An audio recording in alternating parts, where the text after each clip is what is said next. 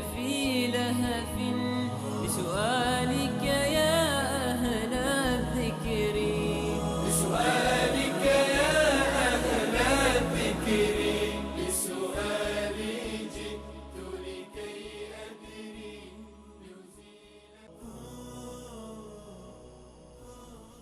بسم الله الرحمن الرحیم. الحمد لله رب العالمین و الصلاة و السلام علی اشرف الانبیاء والمرسلین سیدنا و نبینا و مولانا محمد و علی آله و اصحابه اجمعین. با یاد و نام الله متعال برنامه امروز را آغاز می کنیم. عرض سلام و خسته نباشید داریم خدمت شما بینندگان عزیز. امیدوارم که در هر کجا که هستید همیشه در پناه الله متعال باشین و شاد و خوش و خرم. در خدمت شما عزیزان هستیم با یکی دیگر از برنامه‌های پرسش و پاسخ. در این قسمت در خدمت جناب مولانا عبدالقدوس دهقان هستیم که بنده نیز به نوبه خودم خدمت ایشان عرض سلام و خسته نباشید دارم. بنده خدمت جناب عالی و تمامی بینندگان عزیز و ارجمند عرض ادب و سلام دارم. السلام علیکم و رحمت الله و برکاته و در خدمت شما خواهم بود. خواهش میکنم. طبق روال برنامه از سوالهایی که از طریق SMS به دست ما رسیده برنامه را آغاز میکنیم و بیننده از تاجیکستان گفتن در تاجیکستان برای رفتن به حج به غیر از پول حج باید که پول حج که $500 هست باید پول اضافه‌ای به عنوان باج یا رشوه بدهیم که اگر این را ندادیم نوبتمان به تأخیر میاندازن. آیا این رشوه دادن برای رفتن به حج درست است یا نه؟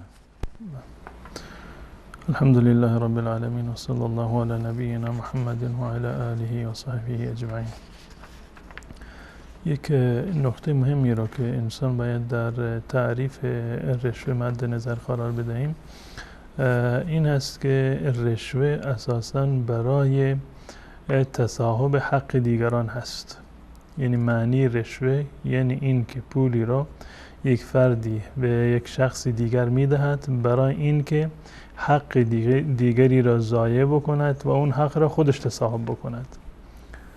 یک فردی پولی را میدهد که حقی را که مال خودش نیست اون حق را به دست بیاورد. این میشود معنی در واقع رشوه که در این زمینه رسول الله صلی الله علیه وسلم راشی و مرتشی را هر دوتا را فرمودند که کلاهما فی النار، هر دوتا در آتش جهنم هستند. و رشوه دادن و رشوه گرفتن بدین منظور و وقتی که یعنی تعریف رشوه بر اون صدق بکند این یکی از گناهان کبیره هست.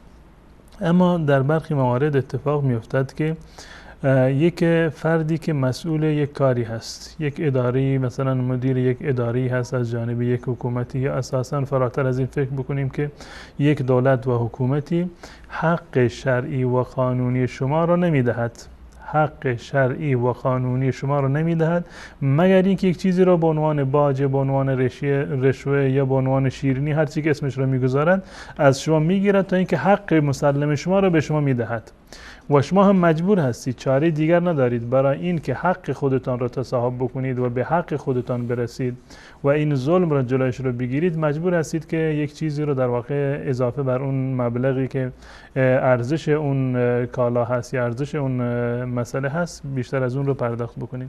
این از نظر شرعی رشوه حساب نمی شود. مانند مثالی که این بینندهمون گفته میخواند که به حج بروند، هیچ کسی بدون این که مثلا این رشوه را پرداخت بکند مثلا نمیتواند به حج برود.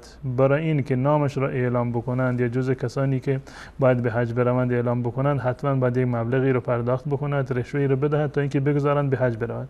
خب انجام حج یک فریضه هست، کسی که حج بر اون واجب هست باید این کار رو انجام بدهد و در صورتی که بدون رشوه دادن، بدون به تعبیر آقایون شیرینی دادن یا اضافی چیزی رو مبلغی رو بدهد نمیتواند به حج برود، در این صورت میتواند که مبلغی را اضافه بدهد و به حج باید برود و در این صورت گناهی بر گردن این کسی که این پول اضافه را داده نیست.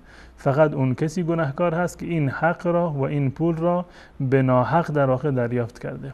این پول را، مبلغ اضافی را به ناحق برخلاف قانون و با ظلم و ستم از این بندگان الله گرفتن، اون افراد در واقع گناهکار هستند و این مال برایشون حرام هست. اما اینهایی که مجبور هستند برای اینکه به حج برآمده مبلغی را اضافه بدهند، این انشالله که جزء تعریف رشوه حساب نمی شود و گناهکار هم نمی شود. سپاسگزارم از شما. بیننده بعدی سوالش این است که فرق بین حدیث قدسی و قرآن در چیست؟ حدیث قدسی و قرآن را بهترین فرقی که میتونیم برایش یعنی بیان بکنیم با توجه به تعریف هر دوتا هست. تعریف قرآن و تعریف حدیث قدسی. قرآن یعنی کلام معجز الهی که توسط جبرائیل بر محمد صلی الله علیه و سلم نازل شده و تلاوتش تعبد هست. این تعریف قرآنه.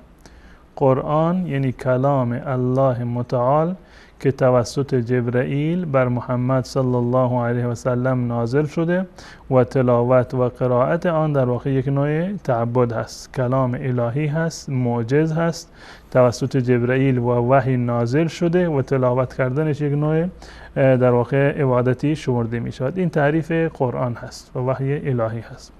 و حدیث قدسی روایتی هست که رسول الله صلی الله علیه و سلم از الله متعال نقل قول می کند. رسول الله صلی الله علیه و سلم می گوید که الله متعال چنین و چنان فرمودند. این حدیث قدسی غیر از قرآن هست. غیر از قرآن هست. غیر از اون کلامی هست که توسط جبرئیل علیه السلام بر رسول الله صلی الله علیه و سلم نازل شده. قرآن و حدیث قدسی در این مشترک هستند که هر دو تا کلام الهی هستند. هر دو تا کلام الهی هستند. یعنی از منبع پروردگار در واقع سرچشمه گرفتند. اما تفاوت‌هاشون این است که قرآن کلام معجزی هست. یعنی اعجاز دارد، هم در الفاظش، هم در ادبیاتش و هم در محتوا و از نظر علمی اعجاز دارد. اما این اعجاز را حدیث قدسی ندارد. این یک فرق. اعجازی را که در قرآن هست در حدیث قدسی نیست. قرآن مستقیما کلام الله هست. تعبیر و ترجمه کلام الله نیست. خودش کلام الله هست. با همین الفاظ و با همین حروف و با همین ترتیب این کلام الله متعال هست. اما حدیث قدسی کلام الله نیست مستقیما. اصل مطلب از جانب الله هست. اما این تعبیر رسول الله هست. این الفاظ حدیث قدسی از جانب الله نیست، فقط معناش از جانب الله متعال است. فرق سوم این که قرآن در واقع تعبد دارد تلاوتش. یعنی هر کسی قرآن رو تلاوت بکند اون گونه که رسول الله صلی الله علیه و سلم فرمودند در مقابل هر حرفی به انسان در واقع 10 تا ثواب میرسد. اما تلاوت کردن حدیث قدسی چنین ثوابی رو ندارد. یک ثواب عامی رو دارد، اما اون ثوابی رو که برای تلاوت کردن قرآن کریم هست چنین چیزی وجود ندارد. این فرق سوم. فرق چهارم این است که قرآن متواتر هست، قطعی و صدور هست از جانب الله متعال و با تواتر به ما نقل شده. اما حدیث قدسی قطعی و صدور نیست. مثل بقیه احادیث رسول الله صلی الله علیه و سلم احتمال دارد که صحیح باشد، احتمال دارد که ضعیف باشد. برترین کلام از دیدگاه شرعی کلام پروردگار هست.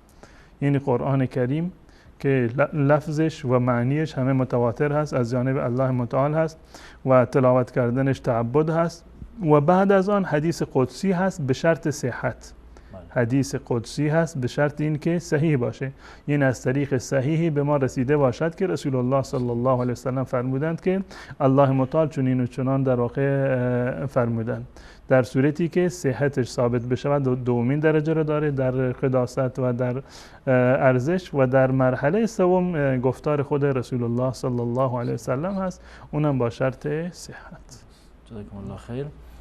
در اینجا از اتاق فرمانم خواهش میکنم که لطف کنن شماره تماس بینندگان عزیز را زیرنویس بکنن و بینندگانی هم که قصد تماس دارن از الان سوالاشون آماده داشته باشن و فقط از طریق گوشی تلفن با ما صحبت بکنن، چون که صدا از طریق تلویزیون دیرتر بهشون میرسه.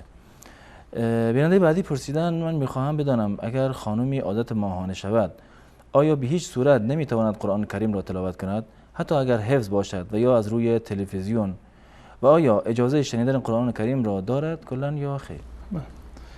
زنان در عادت ماهیانه می توانند قرآن را تلاوت بکنند. یعنی روایتی که صحیح باشه در این موضوع که که بیانگر ممنوعیت تلاوت قرآن برای زنان در حالت عادت ماهیانه باشد چنین روایتی وجود ندارد.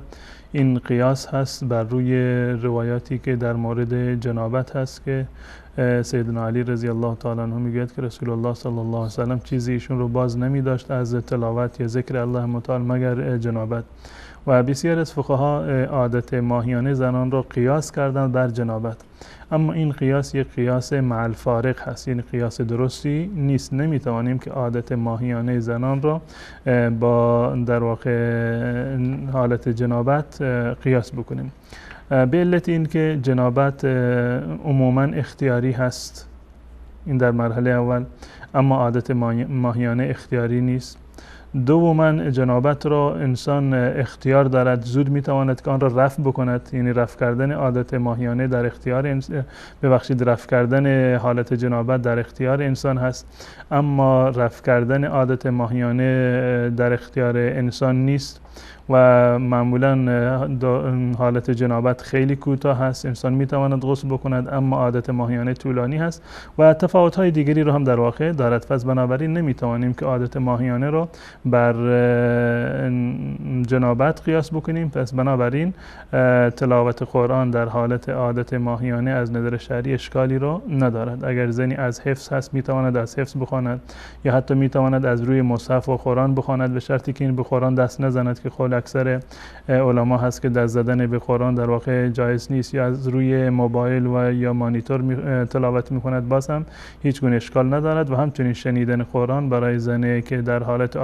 عادت ماهیانه هست هیچ گونه اشکال و ممنوعیت شرعی ندارد. درست. جزاکم الله خیر. تماس های بینندگان عزیز وصله و بازم تکرار میکنم، بینندگان عزیز خواهش میکنم که از طریق گوشی تلفن با ما صحبت بکنن و منتظر نباشن تا صداشون پخش بشه. اولین بیننده رو وصل کنید. سلام علیکم، برنامه پرسش و پاسخ، بفرمایید.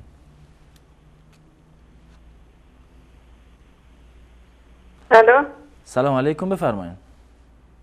سلام، خسته نباشین. سلامت باشین. سلام میگم به آقای عبدالقادر دهقان، خسته نباشین. علیکم السلام. من دو تا سوال داشتم از خدمت آقای دهقان. میخواستم بپرسم که چرا در قرآن اومده که پیامبر پدر هیچ یک مردان شما نیست، ولی همسران پیامبر رو گفته امهات المؤمنین، یعنی مادر مؤمنانند. یکی این که دیگه در سجده دعا میشه به زبان فارسی هم کرد، اگه نمیشه در نمازهای واجب فرض یا سنت؟ در نمازهای فرض و اگه نمیشه به زبان فارسی، به زبان عربی چه دعاییه که مثلا در سجده آدم دعا کنه؟ درست. تشکر میکنم شما. دست شما درد نکنه. خیلی ممنون. متشکرم. سلامت باشین. تشکر میکنم از خانم گرامی. تماس بعدی رو بس کنید. سلام علیکم، برنامه پرسش پاسخ در خدمت شما هستیم، بفرمایید. بنده گرامی از طریق گوشی با ما صحبت بکنید، بفرمایید. سلام علیکم. و علیکم السلام و رحمت الله، در خدمت شما هستیم.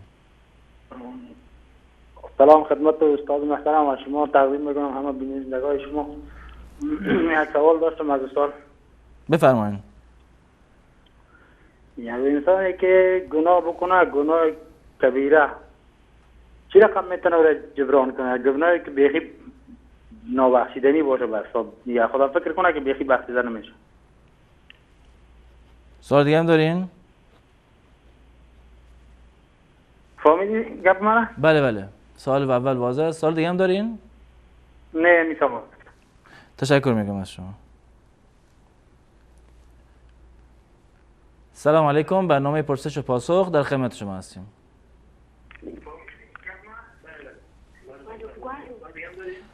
بنده گرامی از طریق گوشی با ما صحبت بکنید، از طریق تلفن صحبت کنید. صدای شما داره پخش میشه، منتظر حرف زدتون هستیم. الو. سلام علیکم، بفرمایید. الو سلام. علیکم السلام و رحمت الله. الو شما خوبین؟ سلامت باشین. مرسی قربانی زنده باشید. میگم من افغانیم، چند سال میشه تو ایران زندگی میکنم و دانی پشت سنی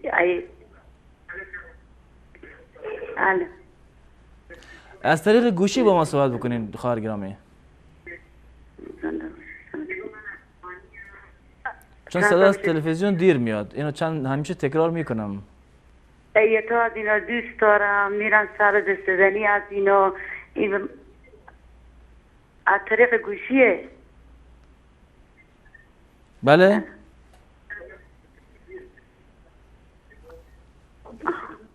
میگم من ایتا از اینا دوست دارم، سیرنزنی ها از اینا دوست دارم، میرم اینجا. به من گناهی که من برم بشینم گوش کنم، این نیست که بخوام شما بکنم. درست. سوال دیگه هم دارین؟ جلده کنی یا اینا. اینا مرسی، قربان شما، خدا. سلام باشه.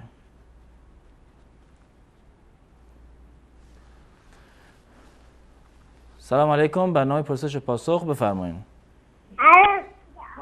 سلام علیکم. علیکم السلام و رحمت الله. در خدمت شما هستیم. خسته نباشید. میخواستم با استاد صحبت کنم. بفرمایید. صحبت میکنم. صدای شما پخش میشه. سوال شرعیتون. جانم ما دیگه مشکل داره، میخواستم شما بپرسه. ببخشید مریض داره، هر جا بودی علاج نشده، گفتم یه راهنمایی به ما بکنه. مریض؟ بله. یعنی سوالتون چه بود؟ دوباره بپرسین. ما یک مریض داره که هر جا بردی علاجی نشده، تعلیل سعید و ملا و دکتر همه جا. گفت شما از استاد یا خواهی شده، گفت ما را راهنمایی بکنه که ما این کجا ببره. درست. جانم صدات نمیاد. خب تشکر میکنیم از شما. سلام علیکم. برنامه پرسش و پاسخ در خدمت شما هستیم. سلام علیکم. و علیکم السلام و رحمت الله و برکاته. بفرمایید. من گفتم میبخشید، من چند مرتبه نبور کردم، یکم بار نمیافتم همین برنامه شما ببرم. همین وقت سوالم هم تیار نشد. میبخشید، من شما را سلامتی بردوام عرض میکنم. سلامت باشید. سلامت باشید. در حق ما دعا کنید. من با یک بار دیگه شما رو دنگ میزنم. سلامت باشید ان شاء الله. تشکر میکنم شما. سلام علیکم. سلام و رحمت الله و برکاته. سلام علیکم. برنامه پرسش و پاسخ بفرمایید. السلام علیکم و رحمت الله و برکاته. و علیکم السلام و رحمت الله و برکاته. در خدمت شما هستیم. من میخواهم که با استاد مولانا عبدالقدوس بفرمایید. صدای شما پخش میشه و سوال شرعیتون رو بفرمایید. مولوی میشنون. من میخواهم که از ایشان سوال کنم. بله. من چی کار باید کنم که همیشه عشق به درگاه پروردگار باشم و چی کار کنم که من همیشه نزدیک به پروردگاری و از کارهای بد و کارهایی که شیطان در قلب من وسواس میکند یا براهای گوناگون یا در فکرهایی که مثلا به فکرهای زنا مرا اندیشه های گوناگون میکنه، من چی کار کنم؟ باید با تلاوت قرآن رجوع کنم یا با خواندن چگونه نمازهای شب یا نمازهای 5 وقته برای همین دل برداری هست؟ درست. سوال دیگه هم دارین؟ دوم سوال من، آیا پیامبر صلی الله علیه و سلم پیش از دین اسلام، آیا پیش از پیامبر شدنش آیا در یگان پیروی دین دیگر بود یا که نه؟ دوم سوال من این که ما به شهر روسیه می رویم، از تاجیکستان ما به شهر روسیه می رویم. برادرانی که هستند در روسیه به عنوان حاجیگی هستند، خانه خدا را زیارت کرده آمدن به عنوان حاجی هستند، اما دیگر برادران مسلمان تاجیک خود را فریب میدهند و آنها حاجی هستند، آنها را فریب میکنند، مبلغ آنها را به دست میارند. یعنی تیره به چه صورت؟ به من نداد. آخی در رقمون دعا کنیم. ببخشید این سوال دوباره تکرار کنید. سوال سومی.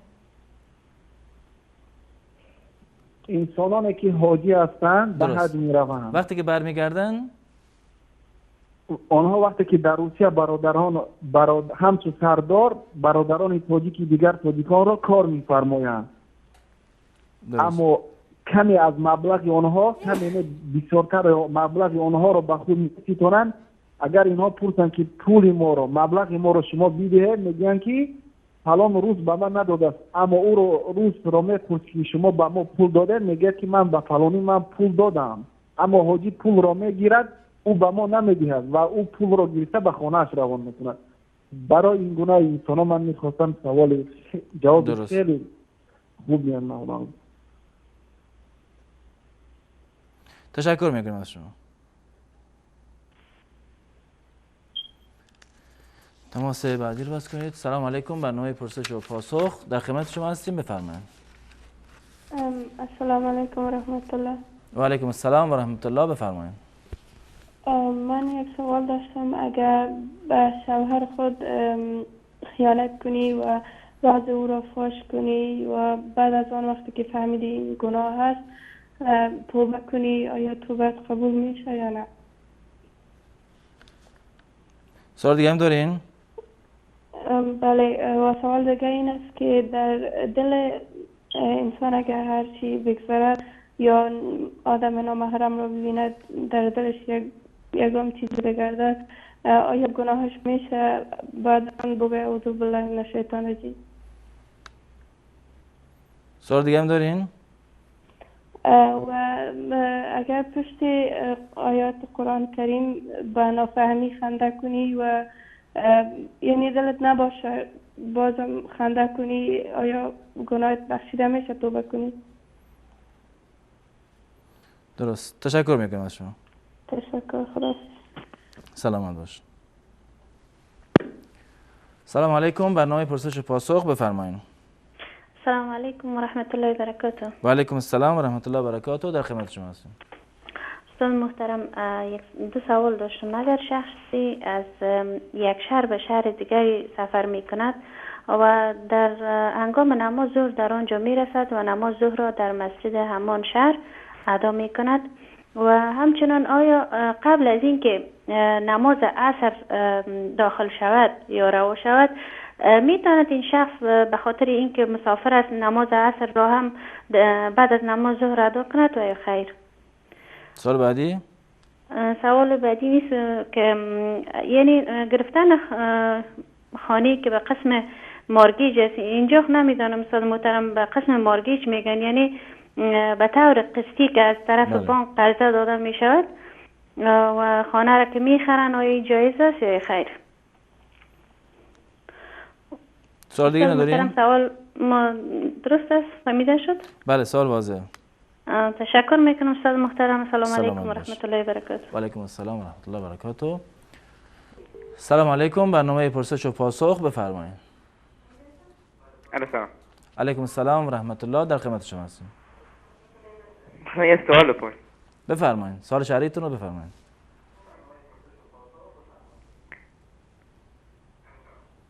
بنده گرامی از طریق گوشی با ما صحبت کنید.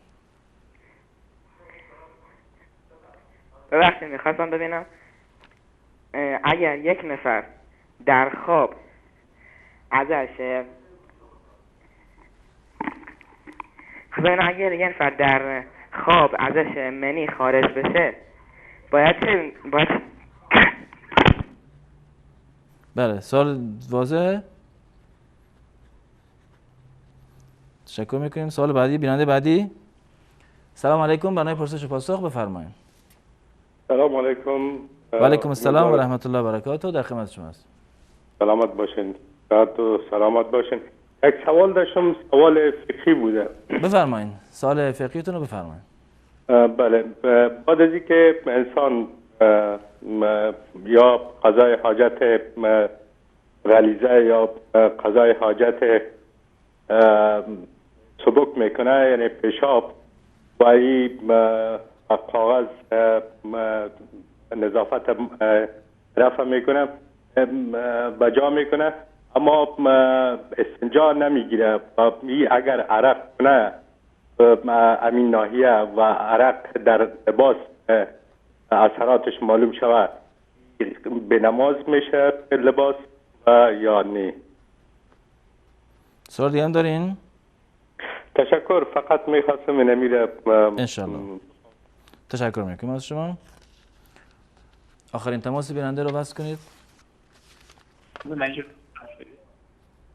الو. سلام علیکم، بفرمایید. الو، سلام علیکم و رحمت الله. و علیکم السلام و رحمت الله و برکاته، در خدمت شما هستیم.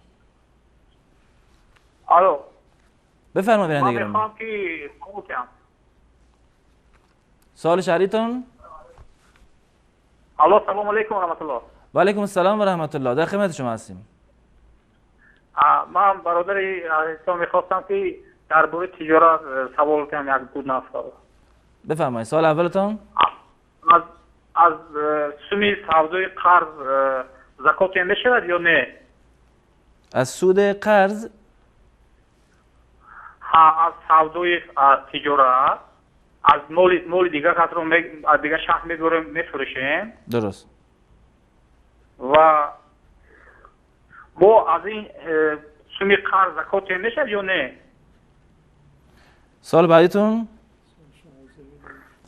سوال بعدی یعنی مال از کسی میگیرین به صورت نقدی نیست، به صورت نسیه. حالا این فایده ای که کردین بله. آیا زکات داره یا نه؟ بله سومی قرض تجارت قرض مال مردم زکات میشود یا نه؟ درست. یعنی تجارت مال مردم، یعنی شما مال مردم را گرفتید، پول مردم را شما گرفتید و شما از خودتون پول ندارید، با پول مردم تجارت میکنید. الان سوال شما این است که آیا بر شما زکات لازم هست؟ مردم تجارت کرده مقصد از سومی همون زکات میشود یا نه؟ درست. سوال دیگه دارین؟ سوال دیگری همین که فرزند به نزدیک بقری به من فرزند شد و گوشتش پدری من از اون گفت گوشت فرزند من خودم گویم یا پدرم گفت فرق نداره یا؟ درست. تشکر میکنم از شما. تشکر میکنم بیننده گرامی. در اینجا با هم یک میان برنامه کوتاه میبینیم، دوباره باز خواهیم گشت و دوباره بینندگانی که میخوان سوال بپرسن انشالله که وقت هست میتونیم دوباره تماس بگیریم و سوالا را بگیریم. در اینجا با هم یک میان برنامه میبینیم، دوباره باز خواهیم گشت، در خدمت شما عزیزان خواهیم بود.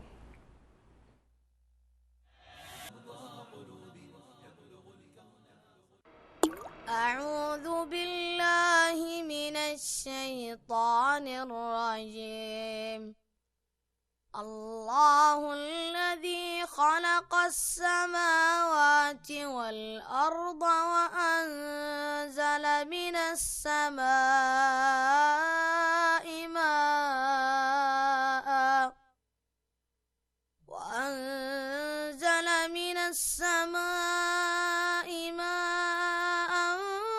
فأخرج به من الثمرات رزقا لكم وسخر لكم الفلك لتجري في البحر بأمره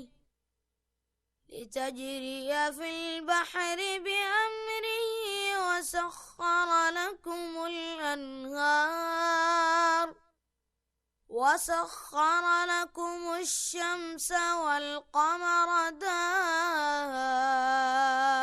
دائبين وسخر لكم الليل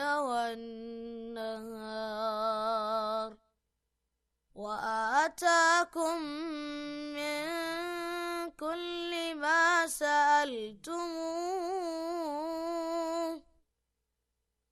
وإن تعدوا نعمة الله لا تحصوها إن الإنسان لظلوم كفار.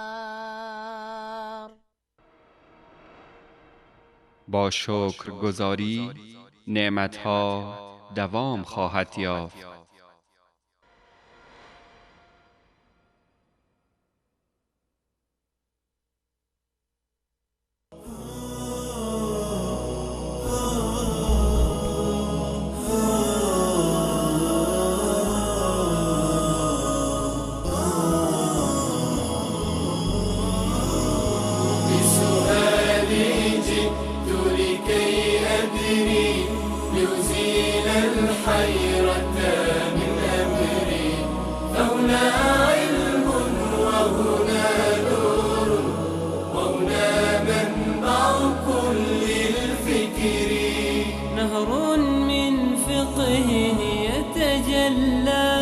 بعقيدة صدق في صدري لبيك أتيتك في لهف لسؤالك يا أهل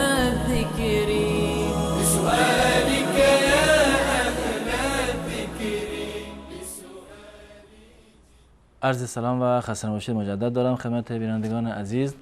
جناب مولانا بیننده اول پرسیدن که چرا در قرآن خداوند فرموده است که رسول الله یعنی پیامبر پدر هیچ کس از مردان شما نیست، اما در مورد همسرانش فرموده است که همسرانش مادر مؤمنان هستند یا مادران مؤمنان هستند. بسم الله الرحمن الرحیم. آیه رو که ایشون اشاره کردند که در سوره احزاب الله متعال می‌فرماید ما کان محمد ابا احد من رجالکم ولکن رسول الله و خاتم النبیین، این اشاره به یک جریان خاصی رو دارد، جریان زید بن حارثه رضی الله تعالی عنه است که ایشون معروف بود در میان اصحاب رسول الله صلی الله علیه و سلم به عنوان فرزند رسول الله صلی الله علیه و سلم، یعنی پسرخوانده رسول الله صلی الله علیه و سلم بود، زید بن حارثه، و که معروف بود و خیلی محبوب رسول الله صلی الله علیه و سلم بود.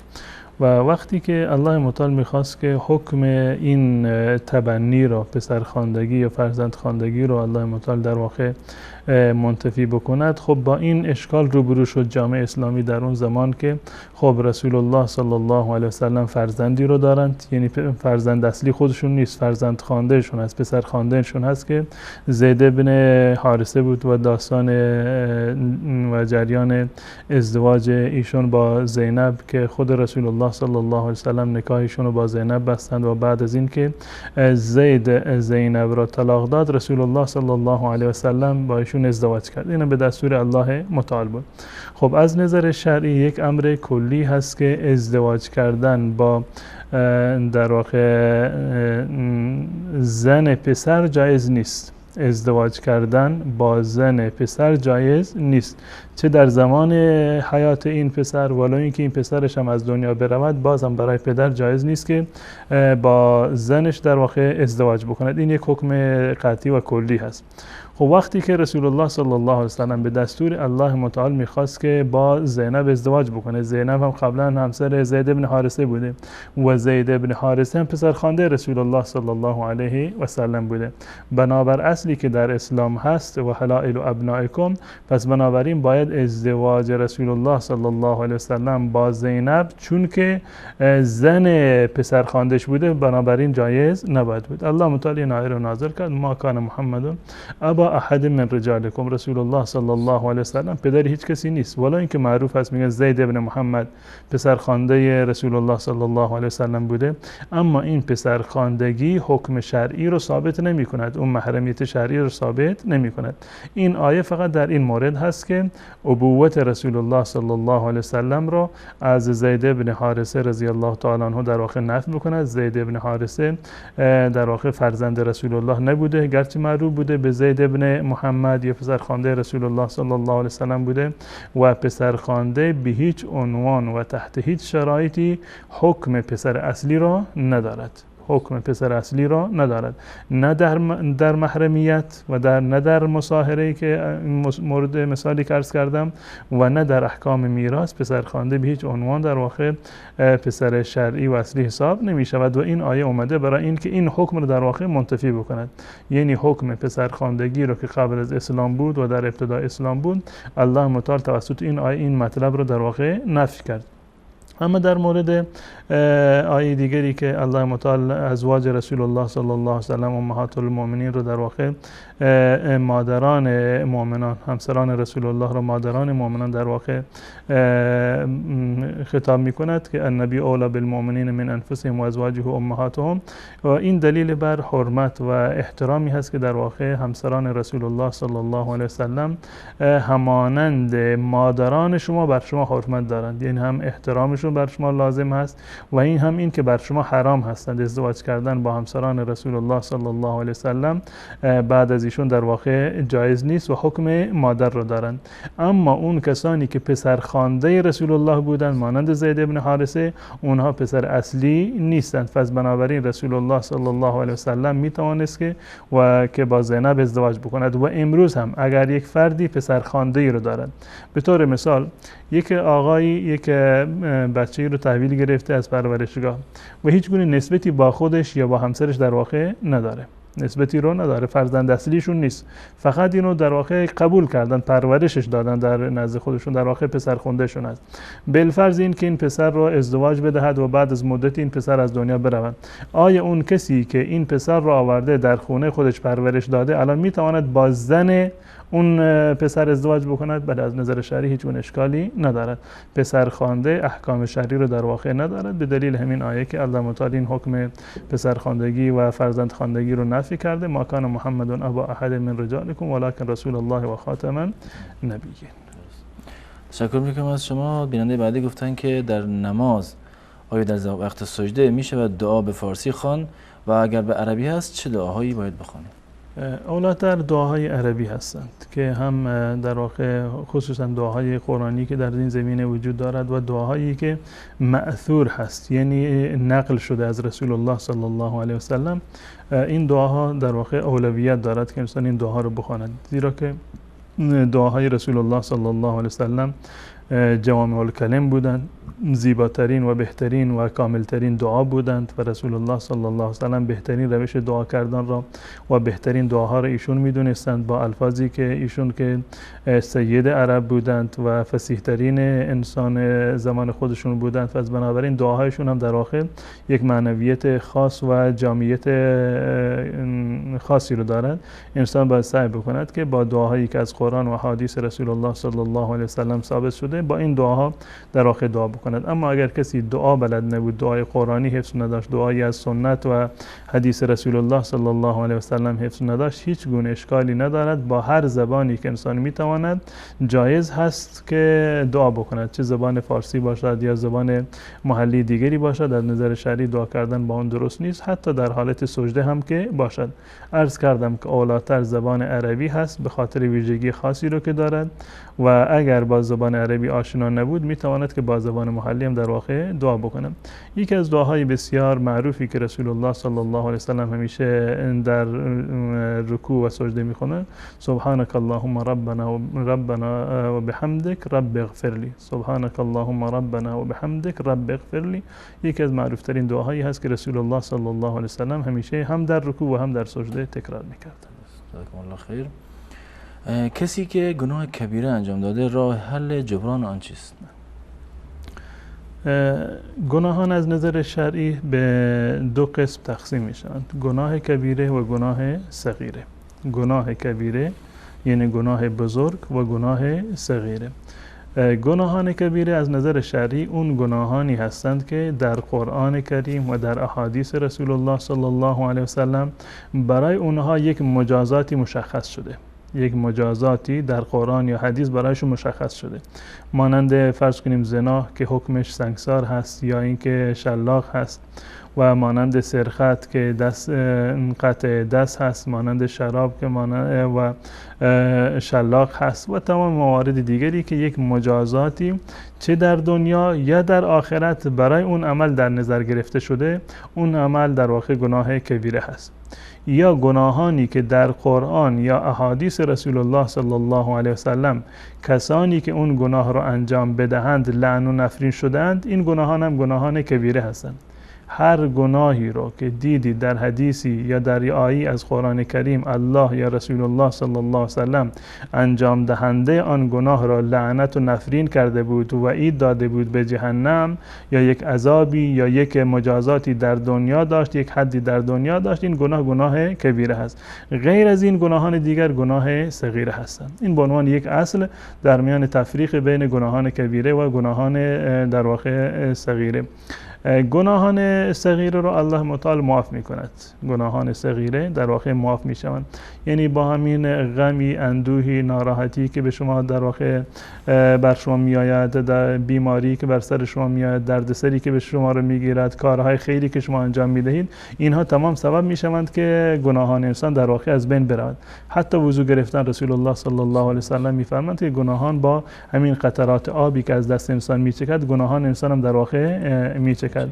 یا در واقع نماز اومده، در مورد حج اومده، در مورد جمعه اومده که رسول الله صلی الله علیه وسلم فرمودند که الجمعه الی الجمعه. یا در مورد بقیه نمازها هم اومده که رسول الله صلی الله علیه وسلم مثال زدند که آیا اگر جلوی خونه شما یک نهری باشد شما روزانه 5 مرتبه در اون غسل بکنید آیا چرکی بر سر شما باقی میماند در بدن شما؟ گفتند که نه. گفتیم مثال نمازهای پنجگانه هست، هم نماز و هم روزه و زکات و حج و بقیه موارد در واقع تمام اینها کفاره گناهان هستند. الله متعال به این سبب گناهان صغیره رو معاف میکند و رسول الله صلی الله علیه وسلم فرمودند اتبع السیئه الحسنه تمحوها. بعد از گناه که انجام دادی یک ثوابی در حد اون انجام بده که اون رو در واقع پاک بکند. و گناهان کبیره نیاز به توبه دارند. گناهان کبیره نیاز به توبه دارند. گناه کبیره عرض کردم اون گناهی هست که در قرآن کریم یا سنت برایش یک حدی در دنیا، مجازاتی در دنیا یا یک وعیدی عذابی در آخرت برایش در نظر گرفته بوده. اما این رو بدانیم که هیچ گناهی هرچند که بلند باشد باز هم از دایره رحمت و مغفرت الله متعال خارج نیست. هیچ گناهی هرچند که بزرگ و در واقع زشت باشد و گناه بسیار عظیمی باشد باز هم از رحمت الله متعال و مغفرت الله متعال در واقع فراتر نیست. شما فکر بکنید که تمام گناهان دنیا را از آدم گرفته تا قیامت، تمام گناهان دنیا را فقط و فقط یک نفر هم که انجام داده باشد اگر صادقانه توبه بکند مطمئن باشید که الله متعال اون رو در واقع میبخشد. داستانهای زیادی هست در حدیث رسول الله صلی الله علیه و سلم مانند داستان کسی که 99 و نهایتا 100 نفر رو در واقع کشته بود و موارد بسیار زیادی در این زمینه هست.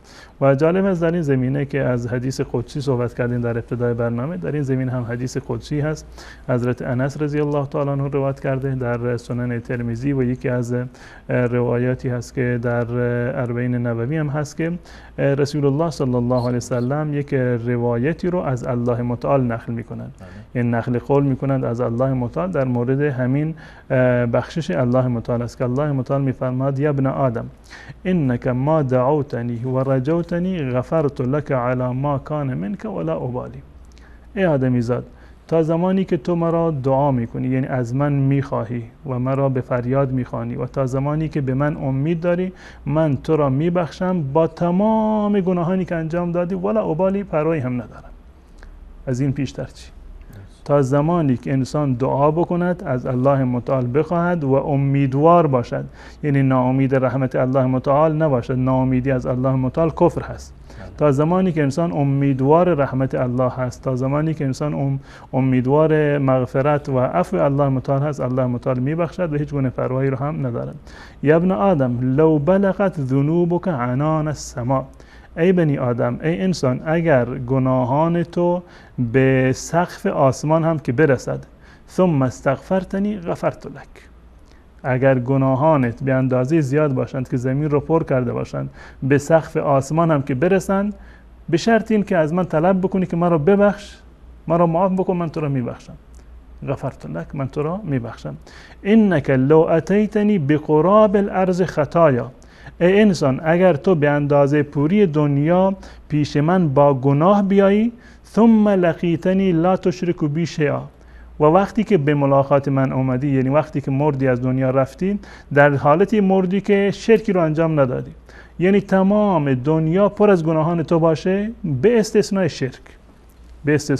شرک، و پیش من بیایی که لاتیتک بغرابها مغفره، من به اندازه پوری دنیا به تو مغفرت میدم. به اندازه پوری دنیا برای من گناه بیار، من به اندازه پوری دنیا به تو مغفرت میدم، به شرط این که شرکی رو در واقع نسبت به من مرتکب نشده باشی.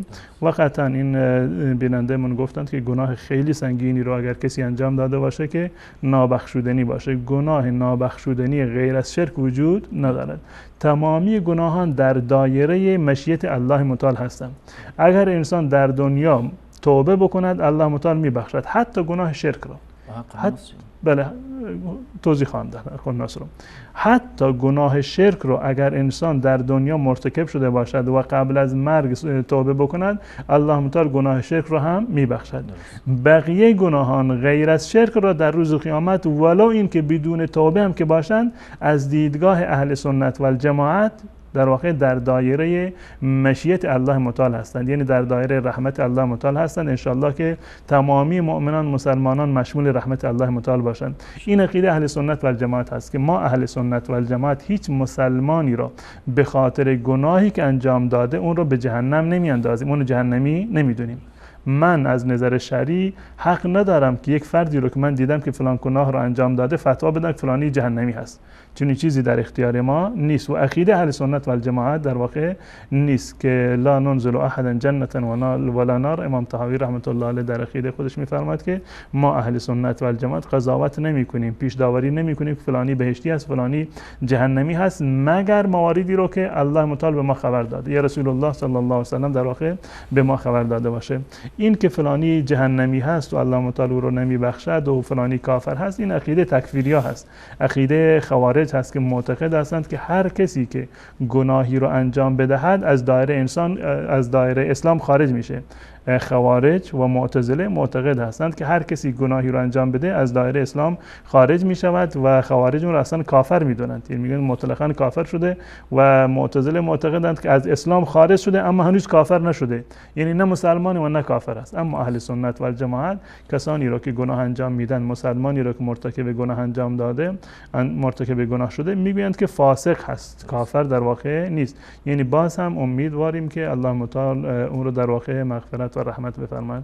پس بنابراین تو گناه هر چند که سنگین باشد، هر چند گناه در واقع به قول شما نابخشودنی باشد، باز هم الله متعال در واقع غفار الذنوب هست، غافر هست، غفور هست، واسع المغفره هست و غفار هست. الله متعال حتما گناهان را میبخشد. فقط شما باید صادقانه توبه بکنید. شما صادقانه توبه کردید دیگه دغدغه این رو نداشته باشید که گناهی رو قبلا انجام دادید. استغفار بکنید همیشه که نفس شما غره نشود، فریب نخورید، اما دیگه مطمئن باشید که الله متعال در واقع وقتی که وعده کرده که شما توبهتون صادقانه بود، توبه نصوح و خالصانه بود، قطعا الله متعال اون رو در واقع معاف می‌فرماید. توبه صادقانه و توبه نصوح، نصوح یعنی خالص، توبه نصوح.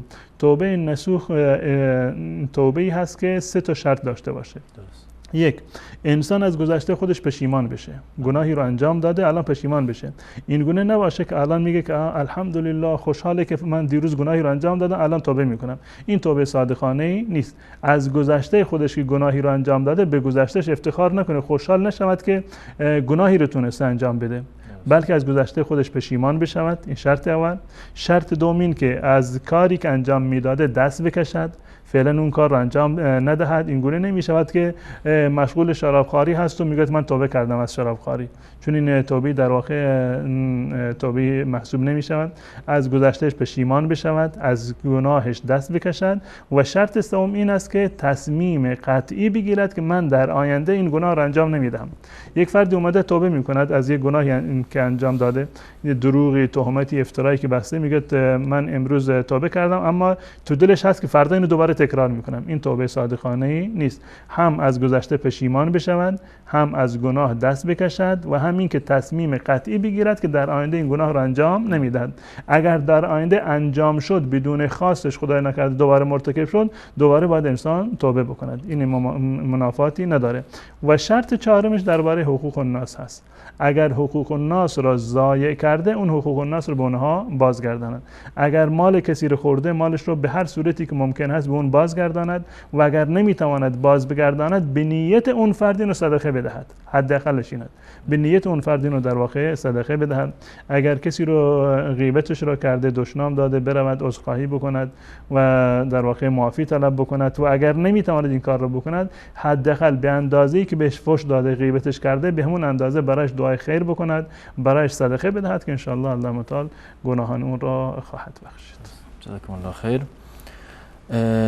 بیننده بعدی گفتن که افغان هستن و در ایران زندگی میکنن، اما گفتن اهل سنت هستن ولی روزخوانی رو دوست دارد و این مراسمی که برای عزاداری میگیرن شیعه رو دوست داره و میره در این مراسم شرکت میکنه. آیا شرکت در این مراسم گناه داره از نظر شرعی یا نه؟ تا جایی که ما سراغ داریم در روزخوانی ها و منبرهای آخونداشیه حرفی از قرآن و احادیث رسول الله صلی الله علیه وسلم و تشویق به عبادت در واقع نیست. یک سری خرافات و خزعبلات و افسانه های تاریخی هست که در روزخوانی ها در واقع برای مردم تعریف می کنند و هیچ گونه ثوابی رو که ندارد هیچ، بلکه این گناه هم در واقع حضور این گونه مجالس دارند و حداقل این است که انسان از شبهاتی که مطرح میشه و از اون افسانه هایی که گفته میشه، خرافاتی که در اونجا تبلیغ میشه، بدعاتی تبلیغ میشود، انسان متاثر میشود و این در واقع برای یک انسان مؤمن و مسلمان در واقع مضر هست. جزاکم الله خیر. بیننده بعدی گفتن مریضی داریم که هر جا بردیم علاج نشده است، پیش دکتر، سید، ملا، راه درمان این چیست؟ اگر میشود راهنمایی کنید.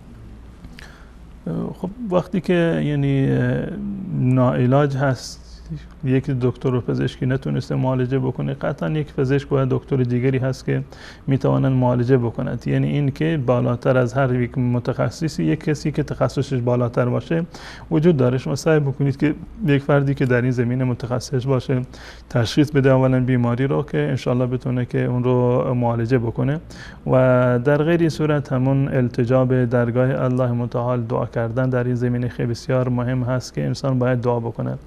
و نقطه پایانی در این زمینه این است که ما انسان ها همیشه عادت داریم که بعد منفی رو نگاه میکنیم، یعنی منفی نگر هستیم و همیشه سوء ظن داریم، فقط جنبه ضرر رو همیشه میبینیم، جنبه منفعت رو در واقع ما نمیبینیم. رسول الله صلی الله علیه وسلم میفرماند عجب امر المؤمن، امر مسلمان و وضعیت مسلمان واقعا تعجب برانگیز هست، شگفت انگیز هست وضعیت مسلمان، که رسول الله صلی الله علیه وسلم میفرماند که اگر سختی به اون برسد صبر میکند و اگر که نعمتی به اون برسد در واقع شکر میکند و هر دوتا برای مسلمان خیر هستند. در وقتی که الله متعال به شما نعمتی داده، خوشی داده، شکر بکنید. وقتی که مصیبتی بر سر شما میاد صبر بکنید و تمامی مصیبت ها در هر حدی که باشند مطمئن باشید که این همون گونه قبلا عرض کردم این کفاره ای هست برای گناهان شما. تمام غم لا يصيب المؤمن هم ولا حزن ولا نسب الا كفر الله عنه به سیئاته. هر مؤمن و مسلمانی که بهش غمی برسد، نسبی برسد، یعنی دردسر و بیماری برسد و خستگی، کوفتگی که برسد، تمام اینها در واقع کفاره گناهان شما خواهند بود. حتی در روایت اومده که رسول الله صلی الله علیه و سلم میفرماند که حتی شوکت و یشاکوها، حتی خاری که به پای فرد مسلمان میرود اینم در واقع براش خیر هست و کفاره گناهانش خواهند بود. شخصی که بیمار هست در روز قیامت وقتی که اون همه ثواب رو میبیند که به خاطر ثواب بیماریش هست میبیند، آرزو میکند کاش که من در دنیا یک روز خوش رو هم نمیدیدم. کسی رو که تمام دنیا در رنج و عذاب بوده، در سختی و مشقت بوده، درد رو تحمل کرده، در روز قیامت وقتی که وارد بهشت میشود الله متعال از اون سوال میکند که آیا در دنیا تو غمی، اندوهی، دردی چیزی داشتی؟ میگه والله به خدا قسم من در دنیا هیچ گونه دردی رو احساس نکردم، نداشتم اصلا. یعنی تمام اینها رو در واقع فراموش میکند به خاطر عظمت ثواب و پاداشی که الله متعال در واقع به انسان بیمار در واقع میدهد. اگر علاج میسر شد که نعمت الله متعال هست و اگر میسر نشد باز هم نعمت الله متعال هست، اما ما باید دیدمون رو وسیع بکنیم به معال و آخرت و عاقبت این بیماری در واقع بیاندیشیم. احیانا الله متعال میخواد که یک بنده ای رو مقام بالایی رو بدهد، اما این انسان با عمل خودش نمیتواند به اون جایگاه برساند. الله متعال اون رو بیمار میکند به خاطر اینکه در روز قیامت اینو در واقع ثوابش رو بالا ببرد، جایگاهش رو بالا ببرد. و راز این که پیامبران الهی و علما و صالحان در آخر اون بیمار میشوند و سختی رو تحمل میکنند بیشتر این قضیه هست که الله متعال میخواهد که اینها رو در واقع به مقام و جایگاه بلندی این کرامت و این ارزش رو به اونها بدهد و این جایگاه بلند رو نصیب اونها بکند. امیدوار هستیم که الله متعال تمامی مریضان و بیماران رو در مرحله اول شفا بدهد یا این که اونها رو در واقع صبری عنایت بکند و قطعا انشالله اگر احتساب داشته باشند و نیت ثواب داشته باشند و امیدوار رحمت الهی باشند مطمئن باشند که از اجر اخرویش انشالله به هیچ عنوان محروم نخواهند شد. جزاکم الله خیر. بیننده بعدی گفتن چیکار کنم که عشق به پروردگار و نزدیکی به الله را به دست بیاورم و بتونم از شیطان و از فکرهای شیطانی و گناه دور باشم؟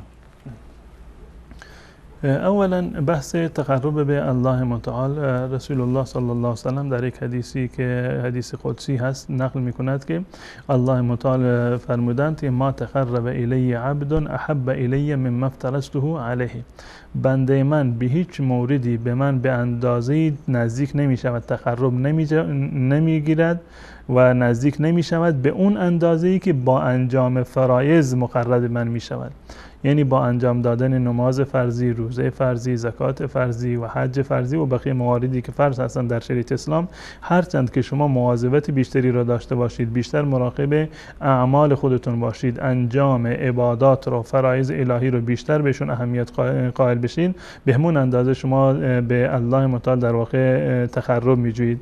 و به هر اندازه‌ای که از جنس این عبادات شما عبادات نفلی رو در واقع انجام بدهید، شما بیشتر محبوب الله متعال میشوید. یعنی نماز فرض هست، شما نماز نفلی بخوانید، زکات فرض هست، شما زکات و صدقه نفلی بدهید، روزه فرض هست، شما روزه نفلی بگیرید، حج فرض هست، شما عمره و در واقع حج نفلی رو انجام بدهید. با انجام دادن این عبادات نفلی شما محبوب الله متعال میشوید. و وقتی که محبوب الله متعال شدید، الله متعال در آسمان ها اعلام میکند که فلانی محبوب من هست و شما او را دوست داشته باشید، فرشتگان او را دوست خواهند داشت و بعد از اون فیوزع له القبول فی الارض، در میان انسانها و در زمین هم مردم رو در واقع دوست میگیرن.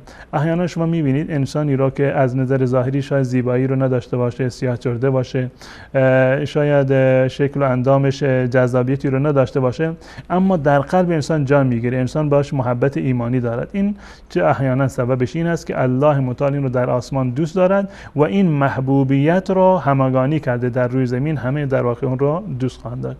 پس بنابراین راه تقرب به الله، محبوب الله شدن این است که در واقع انسان عبادات فرضی رو انجام بدهد و از جنس عبادات فرضی عبادات نفلی رو انجام بدهد. این سبب تقرب و محبت با الله متعال در واقع میگردد. جزاکم الله خیر. آیا رسول الله صلی الله علیه و سلم قبل از اینکه به مقام پیامبری مبعوث شود پیرو دینی غیر از دین اسلام بوده یا نه؟ قبل از بعثت رسول الله صلی الله علیه و سلم چیزی که به عنوان یک دین در واقع باقی مانده باشه چنین چیزی وجود نداشته. یعنی دین صحیح و سالمی، حتی بقایایی که از حنیفیت و ملت و دین ابراهیمی باقی مونده، به عنوان یک دین کامل نبوده و دین یهود و نصارا هم در واقع که تحریف شده بوده. یک دین کاملی قبل از رسول الله صلی الله علیه و سلم و قبل از بعثتشون در واقع وجود نداشته، به جز بقایایی از آیین ابراهیمی و دین ابراهیمی که بوده که برخی از این شعائر حج مثلا و عمره که وجود داشته از اون بقایا در واقع بودن. اما این که بگیم رسول الله صلی الله علیه و سلم تابع یک دین دیگری بوده قبل از اسلام، چون این چیزی از نظر واقعیت صحت ندارد. جزاکم الله خیر. بیننده پرسیدن از روسیه، گفتن که شخصی هست که برای دیگران کار پیدا میکند یا مسئول کارگرها هست و پول کارگرها رو میگیرد و وقتی که میخواد پول رو تحویل بده، پول رو یا ناقص تحویل میده یا به کارگرایی که براش کار پیدا کرده پول نمیدن. این شخص چه میدن؟ از نظر شرعی عرض کردم که الله متعال حقوق مردم را نمی بخشد. عرض کردم قبلا هم که یکی از شرایط توبه این است که اگر این حق وابسته به حق الناس هست، اینو حتما باید به صاحبانش بازگرداند. الله متعال حق هیچ کسی رو، هیچ مسلمانی رو در واقع نمی بخشد. رسول الله صلی الله علیه و سلم میفرمایند لا یحل مال امرئ مسلم الا بطیب نفسه، استفاده کردن مال مسلمان جایز نیست مگر با طیب خاطرش و با رضایت خودش. و اون کسانی که در واقع ظلم میکنند، حق دیگران را چپاول میکنند یا ناقص میدهند، این در واقع یک نوع ظلم و ستم هست و ظلم و ظلمات یوم القیامه، و در روز قیامت این تبدیل به ظلمات میشود، به تاریکی های جهنم در واقع میشود. و مطمئن باشند اگر امروز از حق مادی شما چیزی رو کم کرده کاسته، مطمئن باشید که در روز قیامت در واقع از ثواب اون و اعمال خیری که انجام داده شما در واقع برخوردار خواهد بود. در روایتی هست رسول الله صلی الله علیه و سلم در مورد مفلس فرمودند که مفلس کسی که توهی دست هست از نظر شما چه کسی هست؟ اصحاب فرمودند کسی هست که شام شبی در واقع ندارد، مالی رو ندارد، درهم و دیناری رو ندارد، اون مفلس است. رسول الله صلی الله علیه و سلم فرمودند که نه، از دیدگاه فقه من و از دیدگاه شریعت اسلامی مفلس این نیست. اما گرچه این مفلس هم هست، اما مفلس واقعی اون کسی هست که در دنیا نیکی های خیلی زیادی رو رو انجام داده، با نماز و روزه و زکات و حج و صدقات و خیراتی در واقع به قیامت رفته، اما در روز قیامت وقتی که میاد به حاضر میشد پیشگاه الله متعال، در روایت اومده که اکل مال هذا و ضرب هذا و شتم هذا، که مال یکی رو خورده و یکی رو سیلی زده، یکی رو دشنام داده، غیبت یکی رو کرده. تمام این افراد رو صدا میکنند و از نیکی های این فرد برمیدارن. اگر به کسی فحش داده به اندازه وزن فحشش، به اندازه اون گناه فحشش در واقع به اون میدهند تا اینکه راضی بشود. اگر مال کسی رو خورده به اندازه همون ارزش مادی اون مال که در دنیا بوده، در روز قیامت چون که درهم و دیناری در واقع معامله نمیشه، از اعمال خیر این میگیرند به اون در واقع شاکی میدهند. نهایتا این انسان نیکی‌هاش تمام میشود، از گناهان شاکیان برمیدارند، برگردن این میاندازند و نهایتا این جهنم میروند. یعنی انسان‌های دیگر با اعمال خیری که این انجام داده به بهشت میروند و خود این به خاطر گناهانی که دیگران انجام دادن به جهنم میروند. و مطمئن باشید اگر کسی در دنیا بر کسی ستم بکند، حق کسی را بخورد، اما در روز قیامت به هیچ عنوان در واقع از الله متعال از اون نمیگذرد، این هدر نمیرود. مطمئن باشید که در روز قیامت الله متعال به شما عوض خواهد داد. جزاکم الله خیر. بیانیه بعدی که پرسیدن سوالشان این بود که گفتن به شوهرشان خیانت کردن و افشای رازشان را افشا کردن و نمیدانستن که گناه است. الان که دانستن توبه کرده است، آیا توبهش قبول می شود یا نه؟ افشای اسرار خانوادگی و حریم زندگی زناشویی از نظر شرعی که گناه است، رسول الله صلی الله علیه و سلم اینو منع کردند و اینو تشبیه دادند به دو تا شیطان که در ملأ عام در واقع عمل همبستری رو انجام بدهند. زن و شوهری که این عمل رو انجام میدهند و فرداش برند برای دیگران تعریف بکنند و اسرار زناشویی رو فاش بکنند، مانند دو شیطان نر و ماده‌ای هستند که این عمل رو در ملأ عام در واقع انجام بدهند و این یکی از گناهان کبیره هست. همون گناهی که قبلا هم عرض کردم، گناه هر چند که کبیره باشد، بزرگ باشد، الله متعال اون رو در واقع معاف میکند با اون شرایطی که قبلا عرض کردن. در مورد توبه انسان صادقانه توبه بکند، اگر حق و ناصح است اون معذرت بخواهد و معافیت و حلالیت طلب بکند، ان شاء الله که الله متعال هم در واقع از گناهان اون در واقع میگذرند. اما این مورد رو یعنی در نظر داشته باشند، اگر کسی یک گناهی رو انجام داد اینو علنی نکند. چه بسا احیانا زن مرتکب خطایی شده، فکر میکنه که این در واقع خیانتی هست به شوهر، یا اینکه شوهری مرتکب خطایی شده فکر میکند که خیانتی هست به زن. لازم نیست که اینو در واقع در میان بگذارد، لازم نیست که حتما اعلام بکند که من در حق تو فلان در واقع خیانت رو انجام دادم. بین خودتون و بین الله توبه بکنید و راز خودتون رو حفظ بکنید، هم زن و هم شوهر راز خودتون و رازهای مشترکتون رو حفظ بکنید و مطمئن باشید که ان شاء الله با توبه الله متعال گناهان شما را خواهد بخشید. جزاکم الله خیر. اگر کسی نامحرمی را ببیند و در دلش یک وسوسه ایجاد شود، آیا با این وسوسه گناهکار شده شخص یا نه؟ وسوسه ای که در دل انسان در واقع میگذرد، این رو الله متعال مؤاخذه نمی کند. این یک نگاه ناگهانی یا یک تصور ناگهانی که در قلب انسانی خطور بکند، زیرا که این به اختیار انسان نیست، ناخودآگاه و بدون اراده این در واقع در قلب هر انسانی امکان دارد که به وجود بیاد.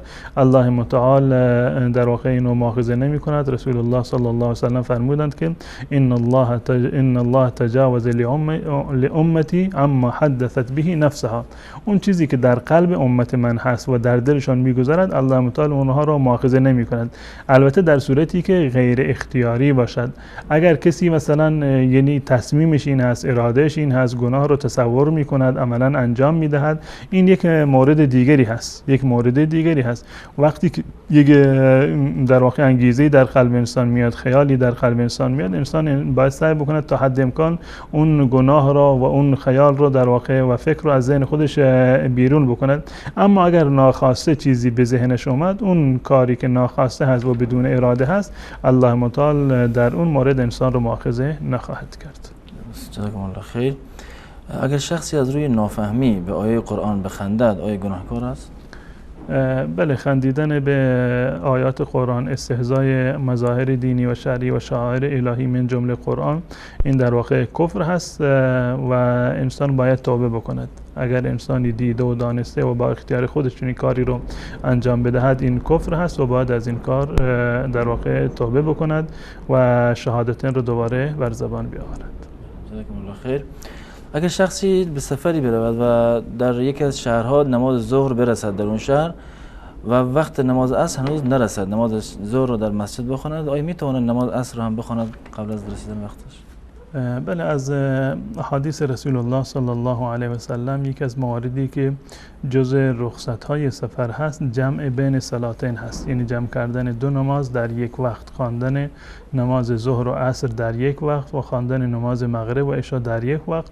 این یکی از سنت‌های رسول الله صلی الله علیه و سلم بوده. در سفر این کار رو انجام می‌دادند.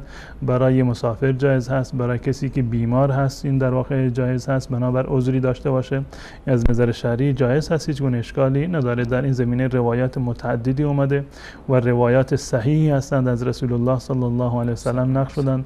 به طور مثال در صحیح مسلم هست از حضرت معاذ رضی الله تعالی عنه که میگه که ما همراه با رسول الله صلی الله علیه و سلم در سفر غزوه تبوک رفتیم، فکان یصلی الظهر والعصر جمیعا والمغرب والعشاء جمیعا. رسول الله صلی الله علیه و سلم در این سفر نماز ظهر و عصر را یک جا می‌خواندند و نماز مغرب و عشاء را یک جا می‌خواندند. جمع کردن در سفر برای مسافر از دیدگاه عموم اهل سنت و الجماعت در واقع جایز هست و هیچ گونه اشکال شرعی نداره. شما وقتی که در سفر هستید می توانید که نماز ظهر و عصر را در وقت ظهر بخوانید، یعنی هنوز وقت نماز عصر نرسیده شما می توانید که نماز عصر را بخوانید، یا اینکه نماز ظهر را تأخیر بکنید وقت عصر بخوانید، یعنی ظهر و عصر را در وقت ظهر بخوانید یا اینکه ظهر و عصر را در وقت عصر بخوانید، هیچ گونه اشکالی ندارد. و همچنین مغرب و عشاء، مغرب و عشاء را یک جا در وقت مغرب هم میتونید بخونید و با تأخیر جمع تأخیر هم میتونید بکنید و در وقت عشاء هم میتوانید بخونید، هیچ اشکالی انجام ندارد و این سنت رسول الله صلی الله علیه و سلم است. بینندگان عزیز، در اینجا با هم یک میان برنامه کوتاه میبینیم، دوباره باز خواهیم گشت، در خدمت شما خواهیم بود.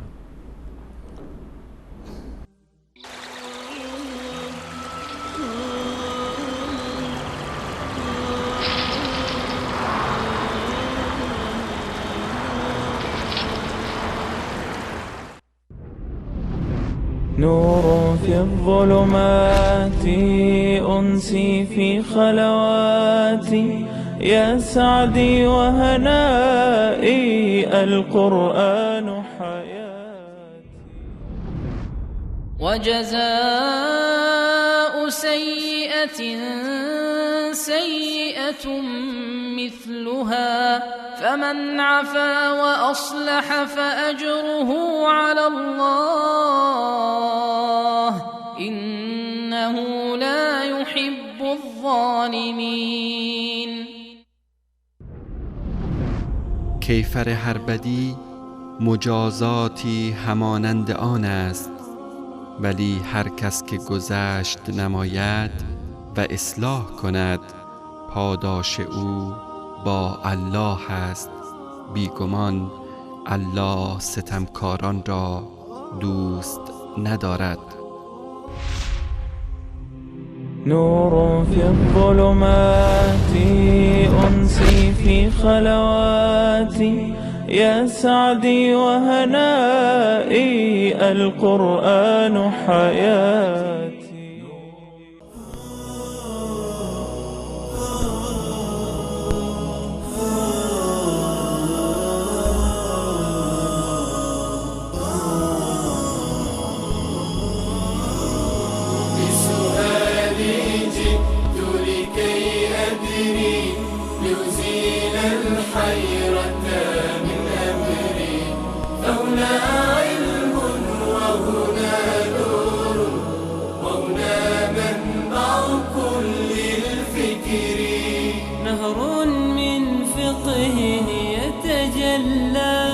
بعقيدة صدق في صدري لبيك أتيتك في لهف بسؤالك يا أهل الذكر بسؤالك يا أهل الذكر. عرض سلام و خسته نباشید مجدد دارم خدمت شما بینندگان عزیز. در اینجا از اتاق فرمانم خواهش میکنم که شماره تماس بینندگان عزیز را زیرنویس بکنن و بازم تکرار میکنم بینندگان گرامی لطف کنید کسانی که میخوان تماس بگیرن فقط از گوشی تلفن با ما صحبت بکنن و منتظر نباشن که صداشون پخش بشه چون صدا دیر میاد. جناب مولانا بیننده پرسیدن که خریدن خانه به صورت قسطی که به بانک پول پرداخت کنیم ماهانه جایز است از نظر شرعی یا نه؟ بسم الله الرحمن الرحیم. در مورد معاملات قسطی به صورت کلی در اصل بنابر قول یعنی راجح جایز هست، اشکالی نداره. یعنی معامله قسطی در اصلش اشکالی وجود نداره با توجه به شرایطی که در این زمینه هست، مانند این که قیمت باید مشخص باشه، یعنی هم قیمت کالا مشخص باشه که به صورت قسطی هست و هم نوع معامله مشخص باشه که قیمت این کالا این اندازه هست و نوع معامله هم معامله قسطی هست و به خاطر دیر کرده در واقع قیمت کالا اضافه نشود و اون قیمتی که بر کالا گذاشته میشد به خاطر محاسبه سود پول در واقع نباشد. با این شرایط معامله قسطی از نظر شهری اشکال نداره. اما مواردی که از بانک گرفته می شود، یعنی خونه هایی که از بانک قسطی گرفته می شود، این اگر وضعیتش این گونه باشد، یعنی این نمی شود یک حکم کلی رو بر این صادر کرد. اگر بالفرض بانک رفته از بازار یک منزلی رو خریده، بانک خودش منزلی رو خریده یا این که اساساً منزلی رو ساخته و صاحب اون منزل و خونه خود بانک هست، چه خریده باشه چه خودش ساخته باشه. الان بانک این خونه رو که خریده، فرض کنیم که 1 میلیون خریده، الان میخواد این رو به 2 میلیون بفروشد، هیچ گونه اشکال شرعی وجود ندارد. انسانی میتواند اون چیزی را که ملک بانک هست اون را از بانک بخرد، به صورت قسطی بخرد، اضافه از اون قیمتی که برای بانک تمام شده یا بانک اون را خریده. اگر در این صورت باشد هیچ گونه اشکال شرعی وجود ندارد و جایز هست. این صورت اول. اما صورت دوم این که بانک در این وسط صاحب خونه نیست. بانک صاحب خونه نیست. شما رفتید با یک طرف دیگر قرارداد بستید. صاحب خونه یک فرد دیگری هست غیر از شما و غیر از در واقع بانک هست و شما به جای این که بروید با صاحب خونه قرارداد ببندید، مستقیما این خونه رو از اون بخرید، میروید با بانک قرارداد میبندید و بانک در این وسط به خاطر این وساطتی خودش در واقع که به یک تعبیری اون خونه رو میگیرد و دوباره به شما در واقع باز میگرداند. یعنی یک بیعتین فی بیع می شود و این همون ربایی هست که از نظر شرعی در واقع جایز نیست اگر به این صورت باشد. یعنی بانک صاحب خونه نیست، یک طرف دیگری صاحب خونه هست و بانک در اینجا وساطت میکند و در واقع هم میگیرد و هم به شما میفروشد و بیعتین فی بیع در واقع می شود. این از نظر شرعی حرام هست و جایز نیست. اما صورت اولی که عرض کردم، اگر واقعا بانک اون خونه رو خریده باشد خودش و الان دوباره به شما بفروشد، این از نظر شرعی اشکال نداره و جایز هست. بله، تشکر میکنم از شما. تماسای بینندگانم وصله، حتی اگه بارون بذاره و ما صدای بیننده رو هم بشنویم. اتاق فرمان تماس بیننده ما وصله؟ بله، اول بیننده رو بس کنید. سلام علیکم، بفرمایید. السلام علیکم و رحمت الله و برکاته. و علیکم السلام و رحمت الله. لطف کنید کمی بلند صحبت کنید. برادر عادل یک چند سوال دارم. بفرمایید. سوال اولتون؟ سوال اولم این است که همین شخصی تاکسی میراند، همین در ماشینش یگان عرق خوردگی آدم میشیند یا اینکه یگان زنک میشیند نامحرم یا خودش یگان جا برگرد میشود یا نه؟ سوال بعدی؟ سوال بعدی این است که همین رفتین که مولا یکم رکعت به سجده رفتوست، همون با الحمد خوندن جایی دست یا نه؟ چه خوندن؟ از دیگه خوند یکم رکعت اسکیت کرید و الحمد نخوندید. بله. خیسته از دیگه خوندن در کار یا نه؟ سوال بعدی؟ سجده نکردن؟ یعنی امام به سجده رفته، ایشون رکعت اول الحمد نخوندن، گفت از سجده الحمد بخونیم یا نه؟ یعنی سوالتون سوال دوم همینه درسته؟ دوباره سوال تکرار بکنید سوال دومتون رو. البته یکمی بلند چون دوم همون نماز که گفتگیتون برادر. یعنی سوره الحمد در سجده بخونه منظوره؟ همین اسکیت کرید یکم رکعت دا داشته سجده رفته و رکوع رفته سجده به اسکیت کرید. درست. حالا یک کمی صدای بارون زیاده، ما متاسفانه صدای شما رو کم داریم، یعنی متوجه نمیشم صداتون. سوال سوم است که برادر یعنی یک برادر در یک مغازه سودا میکند و این مغازه یعنی در روزهای ایدی و سال نوی و در روزهای زادروز فقط پدرک فروشی و فروشی است. همه خیلی جایید است همونجا کار کنن و کار نکنن. درست. سوال دیگه هم دارین؟ سوال دیگه این است که یک برادر همین آیاتهای قرآن مثال اینش قبول میکند و اینش قبول نمیکند و پشتی همون آدم نماز خوندن جایید است یا نیست؟ درست. تشکر میکنم از شما.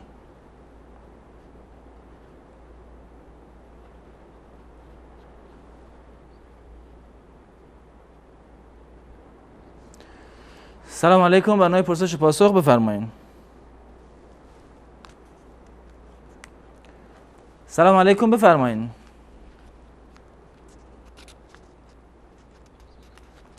سلام علیکم، برنامه پرسش و پاسخ بفرمایید. سلام علیکم، خسته نباشید. و علیکم السلام، سلامت باشین. ببخشید، آدم نماز تهجد قبل از خواب میتونه بخونه یا حتما یک بخوابه بعد بلند شه بخونه؟ سوال دیگه هم دارین؟ بله. بفرمایید. ما دستی همون یک جاست اونجا طهارت کنیم، بسم الله روی به نام خدا رو اونجا بکنیم اشکال داره؟ فقط همون جاست که جای دیگه نمیتونه طهارت کنیم. درست. سوال دیگه هم دارین؟ تشکر. سلامت باشین.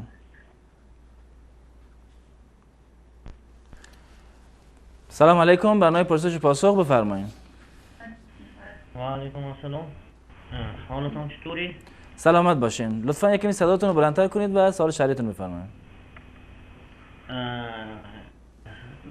من سعید، من از تاجیکستان. سوال این طور است که ما 8 سال میشود که خانه‌دار هستم، اما یک فرزند دارم. من 8 سال باز فرزند ندارم. امروز خداوند فرزند داد در بطن مادر است، اما پزشکان میگویند که در حال ممکن که غلطیدن هم باشد. از شما خواهش میکردم برای همین اقدام دعاها هم وجود دارد. یعنی به چه صورت است؟ در نمازهاش نفهمیدم. فرزند امروز به دنیا آمد دنبال سال؟ حالی به دنیا نامد در بطن مادر است. درست.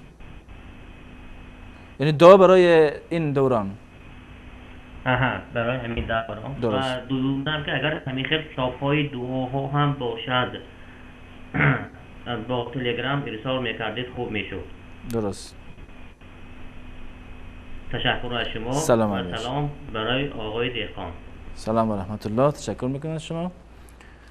تماس بعدی بیننده رو بس کنید. سلام علیکم و رحمت الله، برنامه پرسش و پاسخ در خدمت شما هستیم. سلام علیکم و رحمت الله و برکاته. و علیکم السلام و رحمت الله و برکاته. من قبلا یک سوال کرده بودم درباره نماز مسافر بود. استاد محترم، سوال من قسم است که مثلا یک شخص فقط در تفریح یا چکر میره به یک شهر دیگه، یعنی بر خرید سودا و ترا، مثلا از شهر ما تا شهر دیگه بر 2 ساعت راه فرقش است. این شخص یک روز مکمل از نماز ظهر مثلا تا نماز عشا در این شهر اقامت داره و در بین بازار است و مسجد هم هر لحظه که بخواه میتونه که در مسجد بره نماز خود ادا کنه. یعنی این شخص که من مسافر هستم بگه یعنی باید بره 2 نماز یک جا بخونه، یعنی میتونه این کار کنه در صورت که یعنی هیچ کدام مشکل برش نیست. یعنی کدوم یکی بهتر است و افضلتر است منظورتون از این؟ بله منظور من اینطور است که یعنی کدام یک بهتر است چون شرایطش برش مهیا است که بتونه هر نماز بره به وقتش ادا کنه. درست. بله. تشکر میکنم. سلامت باش. سلام علیکم، برنامه پرسش و پاسخ در خدمت شما هستیم، بفرمایید. سلام قربان، خسته نباشید. سلامت باشین، بفرمایید. سوال شرعی داشتم. من مهرانم از سوئیس زنگ میزنم خدمت. آقا مهران، سوال شرعیتون رو بفرمایید. من سوالم اینه، من تو اروپا زندگی میکنم، از مجبوری اینجا حقیقتش، یعنی از ترس جانم از ایران فرار کردم، الان اینجام. بعد وقتی میرم بیرون خیلی ناراحت میشم، چون چشمم به این خانم‌های لخت میفته و از مجبوری و مسجد اینجا اذان نمیگه و بعد اگه زیاد به حداقل اگه مسجدی هم باشه بری، بعد به عنوان تروریست خطابت میکنن. درست. چیکار کنم؟ یعنی نمیدونم چیکار کنم. بعد من به یکتاپرستی به دین اسلام مشرف شدم، ولی نمیدونم سبحان ربی العظیم و بحمده، سبحان ربی الاعلی و بحمده، این معنی اینا رو نمیدونم. بعد سمیع الله لمن حمد ربنا و لک الحمد، معنی اینم نمیدونم. دوست داشتم معنی اونم بهم بگین. خیلی ممنونم ازتون. ان شاء الله. تشکر میکنم از شما. سلامت باشین، ان شاء الله موفق باشین.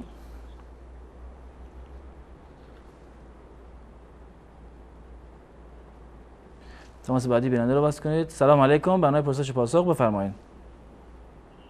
الو، ببخشید یه سوال داشتم. بفرمایید. خواستم ببینم، من میخوام برای پدر مادرم ختم داشته باشم، ختم بگیرم، در قید حیاتم هستم. گفتم ببینم میتونم همچین ختمی انجام بدم برای کسی که در قید حیات هستین؟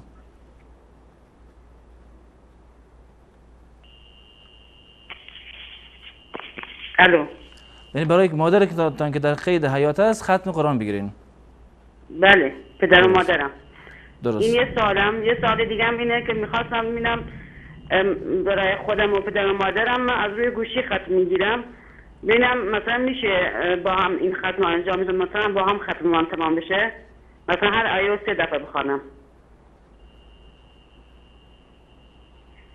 درست. سوال دیگه هم دارین؟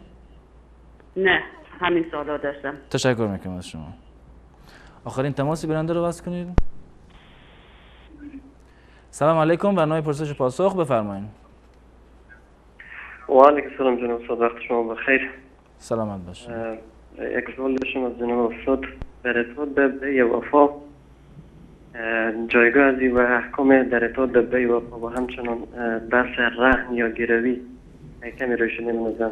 در مورد از نو سوال پرسین؟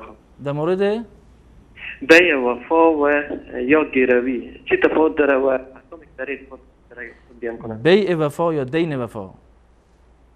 بی وفا و گرو. بله. آها. سوال دیگه ندارین؟ نه خیلی تشکر. سلام باش.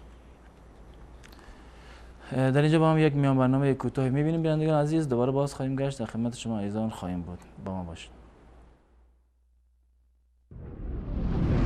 نور في الظلمات أنسي في خلواتي يا سعدي وهنائي القرآن حياتي.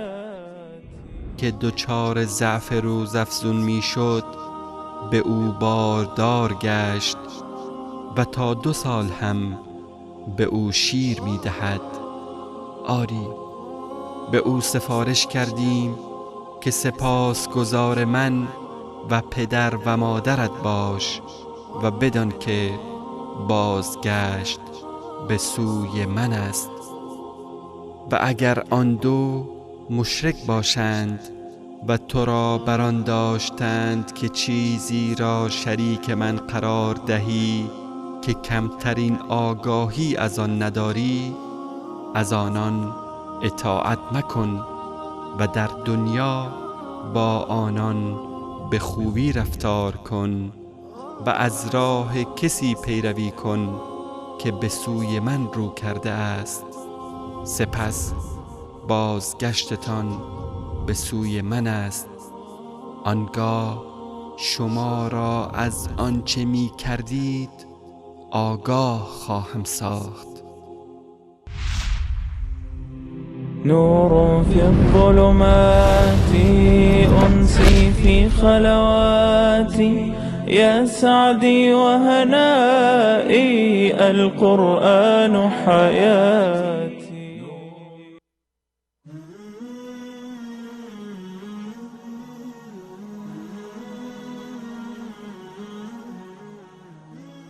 بنده احمد عزیز افغان از تورنتو از کانادا زنگ زدیم. من مریم هستم از فرانسه. امیر حسین هستم از بلژیک. من از شهر جرمنی گپ میزنم. من از سوئد زنگ میزنم، ایرانیم. من خواهر شما هستم، از اروپا و شما زحمت دادم. سلام علیکم، بنده عباس هستم از انگلستان مزاحم حضورتون میشم. جناب آقای انصاری. من محمد هستم از لندن. یه فاطمه از هلند شما را زحمت داریم. بله از هلند. نوررحمان هستم از اوکراین با تماس هستم. من رحیم هستم از ترکیه. فعلا در استرالیا در شهر سیدنی می باشم. من محمد از لبنان زنگ میزنم. مادر محمد از کردستان عراق. عبدالله هستم از آذربایجان. انا یوسف من لهواز. هاشمی هستم از ایران تماس میگیرم جناب انصاری. من بخیر هستم از دبی زنگ میزنم. ما از بحرین زنگ میزنم. مادر محمود اسمونه. آقای انصاری از افغانستان مزاحم میشم. سلام، من هستم از تاجیکستان. من بلالم از کشور قزاقستان. محمد فاروقی از هندوستان. من حسین هستم از روسیه.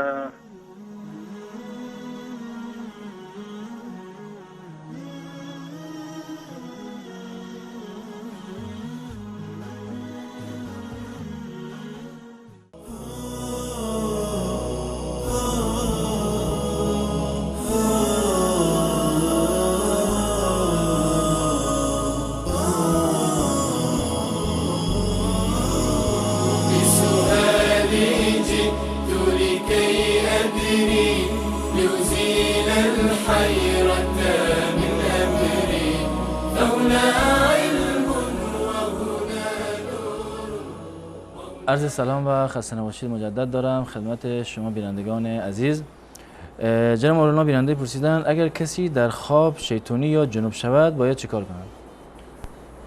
در صورتی که انسان احتلام بشود و خواب ببیند و به تعبیر عامیانه شیطانی بشود، حکمش این است که غسل بکند. یکی از موجبات غسل خروج منی هست و این چندین حالت دارد. اگر انسانی تو ذهنش باشد که خواب دیده، تو ذهنش این است که احتلام شده، خواب دیده، یعنی صبح که بیدار شد، یعنی تو خیالش هست که دیشب خوابی رو دیده بوده اما عملا هیچ گونه آثاری از منی بر روی لباسش نیست، در این صورت غسلی لازم نمیشه، در این صورت غسلی واجب نیست. صورت دوم این که اصلا یادش نیست که در واقع خوابی دیده باشه، احتلام شده باشه، اما وقتی که بیدار می شود می بیند که آثار منی هست، در این صورت غسل در واقع واجب می شود. اگر کسی خواب دید و بعد از خواب خوابش بیادش مونده بود یا نمونده بود، چی می دانست که خواب دیده یا ندیده و در لباس خودش آثار منی رو دید، در این صورت بر اون غسل واجب هست و باید غسل بکند و لباس خودش را هم باید بشوید. جزاکم الله خیر. بیننده بعدی پرسیدن که اگر شخصی بعد از قضای حاجت غلیظه یا قضای حاجت سبک نظافت خودش انجام بدهد اما استنجا نکند، اگر عرق بکند آیا لباسی که پوشیده بی نماز می شود یا نه؟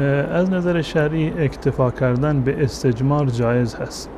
استجمار بنابر تعبیر قدیمی استفاده از پاک کننده های دیگری غیر از آب باشند که در زمان قدیم مثلا سنگ و کلوخ بوده یا دستمال کاغذی و موارد دیگری که امروزه وجود دارند. این به معنی استجمار هست. اکتفا کردن به استجمار از نظر شرعی هیچ گونه اشکالی ندارد و نماز و وضو کاملا درسته. اگر کسی اکتفا کرد تنها به دستمال کاغذی برای نظافت خودش هیچ گونه اشکالی ندارد و وضو گرفت، وضوش کاملا درسته و صحیح است. روایتی هست در سنن ابو داود هست که رسول الله صلی الله علیه و سلم فرمودند اذا ذهب احدكم الى الغایة فلیذهب معه بثلاثه احجار یستطیب بهن، که در ادامه روایت اومده که فانها تجزی عنه، هر کسی که برای قضای حاجت رفت 3 سنگ را بردارد، طبعا برای زمان قدیم این بوده و این کفایت میکند وقتی خودش را پاک بکند و امروز مواردی که جایگزین سنگ هست و اگر انسان خودش را با اون پاک بکند هیچ گونه اشکالی نداره، جایز هست و این کفایت کننده هست، معجزه هست و نمازش با اون درست است و بالفرض این هم که عرق بکند و آثاری بر روی لباس باشد باز هم از نظر شرعی نماز درسته و اشکالی در این زمینه وجود ندارد. اما قطعا یعنی استنجا کردن اولاتر و بهتر هست، یعنی هم پاک کردن با دستمال و هم استنجا کردن، استفاده کردن از آب، هر دوتا با هم این اولاتر و بهتر هست و صفات اهل قوا بوده که الله متعال اونها را در واقع توصیف کرده که فی رجال یحبون ان یتطهروا، این اولاتر و بهتر هست. اما اگر کسی اکتفا کرد تنها به دستمال کاغذی، وضو و نمازش هم درسته. جزاکم الله خیر. بیننده بعدی گفتن که اگر از کسی مالی رو قرض کرده باشیم و با آن مال یا پول تجارت میکنیم، سودی که از این تجارت به دست می آید آیا باید ما زکات آن رو بدهیم یا نه؟ به صورت کلی اموال تجارت زکات دارند. اموال تجارت یعنی کسی مغازه‌ای رو دارد، این اموال تجارت است. اموالی که با اونها تجارت میکند اینها زکات دارند، با همون دو تا شرطی که به صورت کلی در زکات هست، یعنی این که به قیمت 85 گرم طلای 24 عیار برسند و یک سال کامل بر اونها بگذرد. و وقتی که یک سال کامل بر اونها گذشت و قیمتش از 85 گرم طلای 24 عیار بیشتر بود، زکات بر اون لازم هست. هم رأس المال را باید زکاتش را بدهد و هم فایده را، هم رأس المال رو، اصل سرمایه رو هم باید زکاتش رو بدهد و هم فایده‌ای که در طول سال بر اون عاید شده و بهش رسیده، هر دوتا رو باید در واقع زکاتشون بدهد. این فایده‌ای رو که در واقع باقی مونده، اگر کسی فرض کنیم که مغازه‌ای رو دارد و اموال تجارت در اون دارد، اما چیزی برای پسنداز کردن برایش باقی نمیموند، هر چیزی که از این مغازه برداشت میکنند این در واقع خرج خونش هست، بر این فوایدش و این ربحش، فایدهش زکاتی نیست، فقط بر همون اصلش زکات هست. اما اگر کسی تجارت می کند و این تجارتش فایدهش رو نگه می دارد، سودش رو نگه می دارد، این سود همراه با اصل پول و اصل کالاها همشون در واقع زکات دارند و زکاتشون 2.5% هست. اگر اصل مال در واقع قرض هست، اونو به قرض گرفته، زکات دادن قرض لازم نیست بر این فرد. زکات قرض بر اون کسی هست که صاحب اصلیش هست، اون کسی که به شما قرض داده، این مال در واقع مال اون هست و از نظر شرعی احکامش هم برای اون ثابت هست و اون باید زکاتش رو بدهد. و شما که یک پولی رو قرض گرفتید، زکات قرض بر شما لازم نیست. جزاکم الله خیر. بیننده بعدی گفتم اگر کودکی که دنیا آمد غیر از پدر کسی مانند پدر بزرگ یا گفته عمو یا کسی دیگه در گوش اون کودک اذان بگوید، آیا بازم درسته یا نه؟ بله، هیچ گونه اشکالی نداره، چه پدر باشه، برادر باشه یا پدر بزرگ باشه یا حتی اگر خود خانم‌ها هم اذان بدن در گوش فرزند، هیچ گونه اشکال شرعی نداره و جایز هست. درست. جزاکم الله خیر. شخصی گفتن که مشغول رانندگی تاکسی است، تاکسیران است و در ماشین او انسان‌های متفاوت سوار میشن، انسانی که عرق خورده است یا زنی که نامحرم است می‌نشینه به تنهایی در ماشین، این حالت‌ها درست است یا نه؟ کسی که در واقع شغلش در واقع کرایه کشی هست، حمل و نقل مسافر هست، اشکال نداره. هر کسی رو که سوار شد، قطع نظر از این که دینش چی هست، انسان مؤمنی هست، انسان فاسقی هست، عبادت گزار هست یا اینکه گناهکاری هست، از نظر شرعی برای شما جایز هست که اون رو در واقع از جای به جای دیگر منتقل بکنید و در مقابل کرایه و مزد خودتون رو دریافت بکنید. این هیچ گونه اشکال شرعی و ممانعتی ندارد و جایز هست. و فقط در مورد سوار کردن زن نامحرم، اونم بدون محرم، یک مقدار باید انسان در این زمینه در واقع باید مواظب باشد. زنی رو که بدون همراه هست یا مثلا مردان دیگری که نیستند و که به صورتی که خلوت صورت بگیرد بین راننده و بین این زن نامحرم، سعی بکنند که در حالت عادی وقتی خودشون تنها هستند و یک زن تنهایی هست سوار نکنند، که بر حدیث رسول الله صلی الله علیه و سلم عمل بشود که ایشون فرمودند که وقتی که دو تا نامحرم یک جا جمع میشوند، سومیشون این شیطان هست، یعنی حداقلش این است که شیطان وسوسه میکند و مشکوکیت هایی ایجاد میشود، اما در موارد دیگر اشکالی ندارد. جزاکم الله خیر. بنده بعدی سوالشون این بود که گفتن وقتی که انسان نماز دیر به جماعت میرسد و امام به سجده رفته است، آیا شخص باید صبر بکنه سوره الحمد رو بخواند بعد سجده برود یا به امام ملحق بشه؟ از نظر شرعی وقتی که انسان به مسجد می رود، به نماز جماعت و امام نماز رو شروع کرده، هر جایی که امام بود از اونجا شروع بکند. هر جایی که امام بود از اونجا شروع بکند. اگر امام در قیام بود اقتدا بکند، اگر در رکوع بود اقتدا بکند، اگر در سجده بود، در تحیات بود، در بین دو تا سجده بود، در هر کجا که بود در واقع به محض این که وارد مسجد شد امام در کدام حالت و در کدام وضعیت بود این مقتدی باید اقتدا بکند به امام و نماز خودش رو باید ادامه بدهد. اما از کجا در واقع رکعتش حساب می شود؟ اگر یک شخصی به رکوع نماز رسید به اون رکعت رسیده. هر کسی که به رکوع رسید به رکعت هم رسیده. اگر وقتی مثلا رفت که امام گفت الله اکبر به رکوع رفت، اینم گفت الله اکبر به رکوع رفت، در این صورت در واقع به رکعت رسیده و هیچ گونه اشکالی نداره و این رکعت رو اعادهش لازم نیست. اما اگر کسی مثلا به سجده رسید، وقتی رسید که امام از رکوع بلند شده بوده، در حالت سجده بوده، در حالت التحیات بود، برای شما قرائت سوره فاتحه لازم نیست.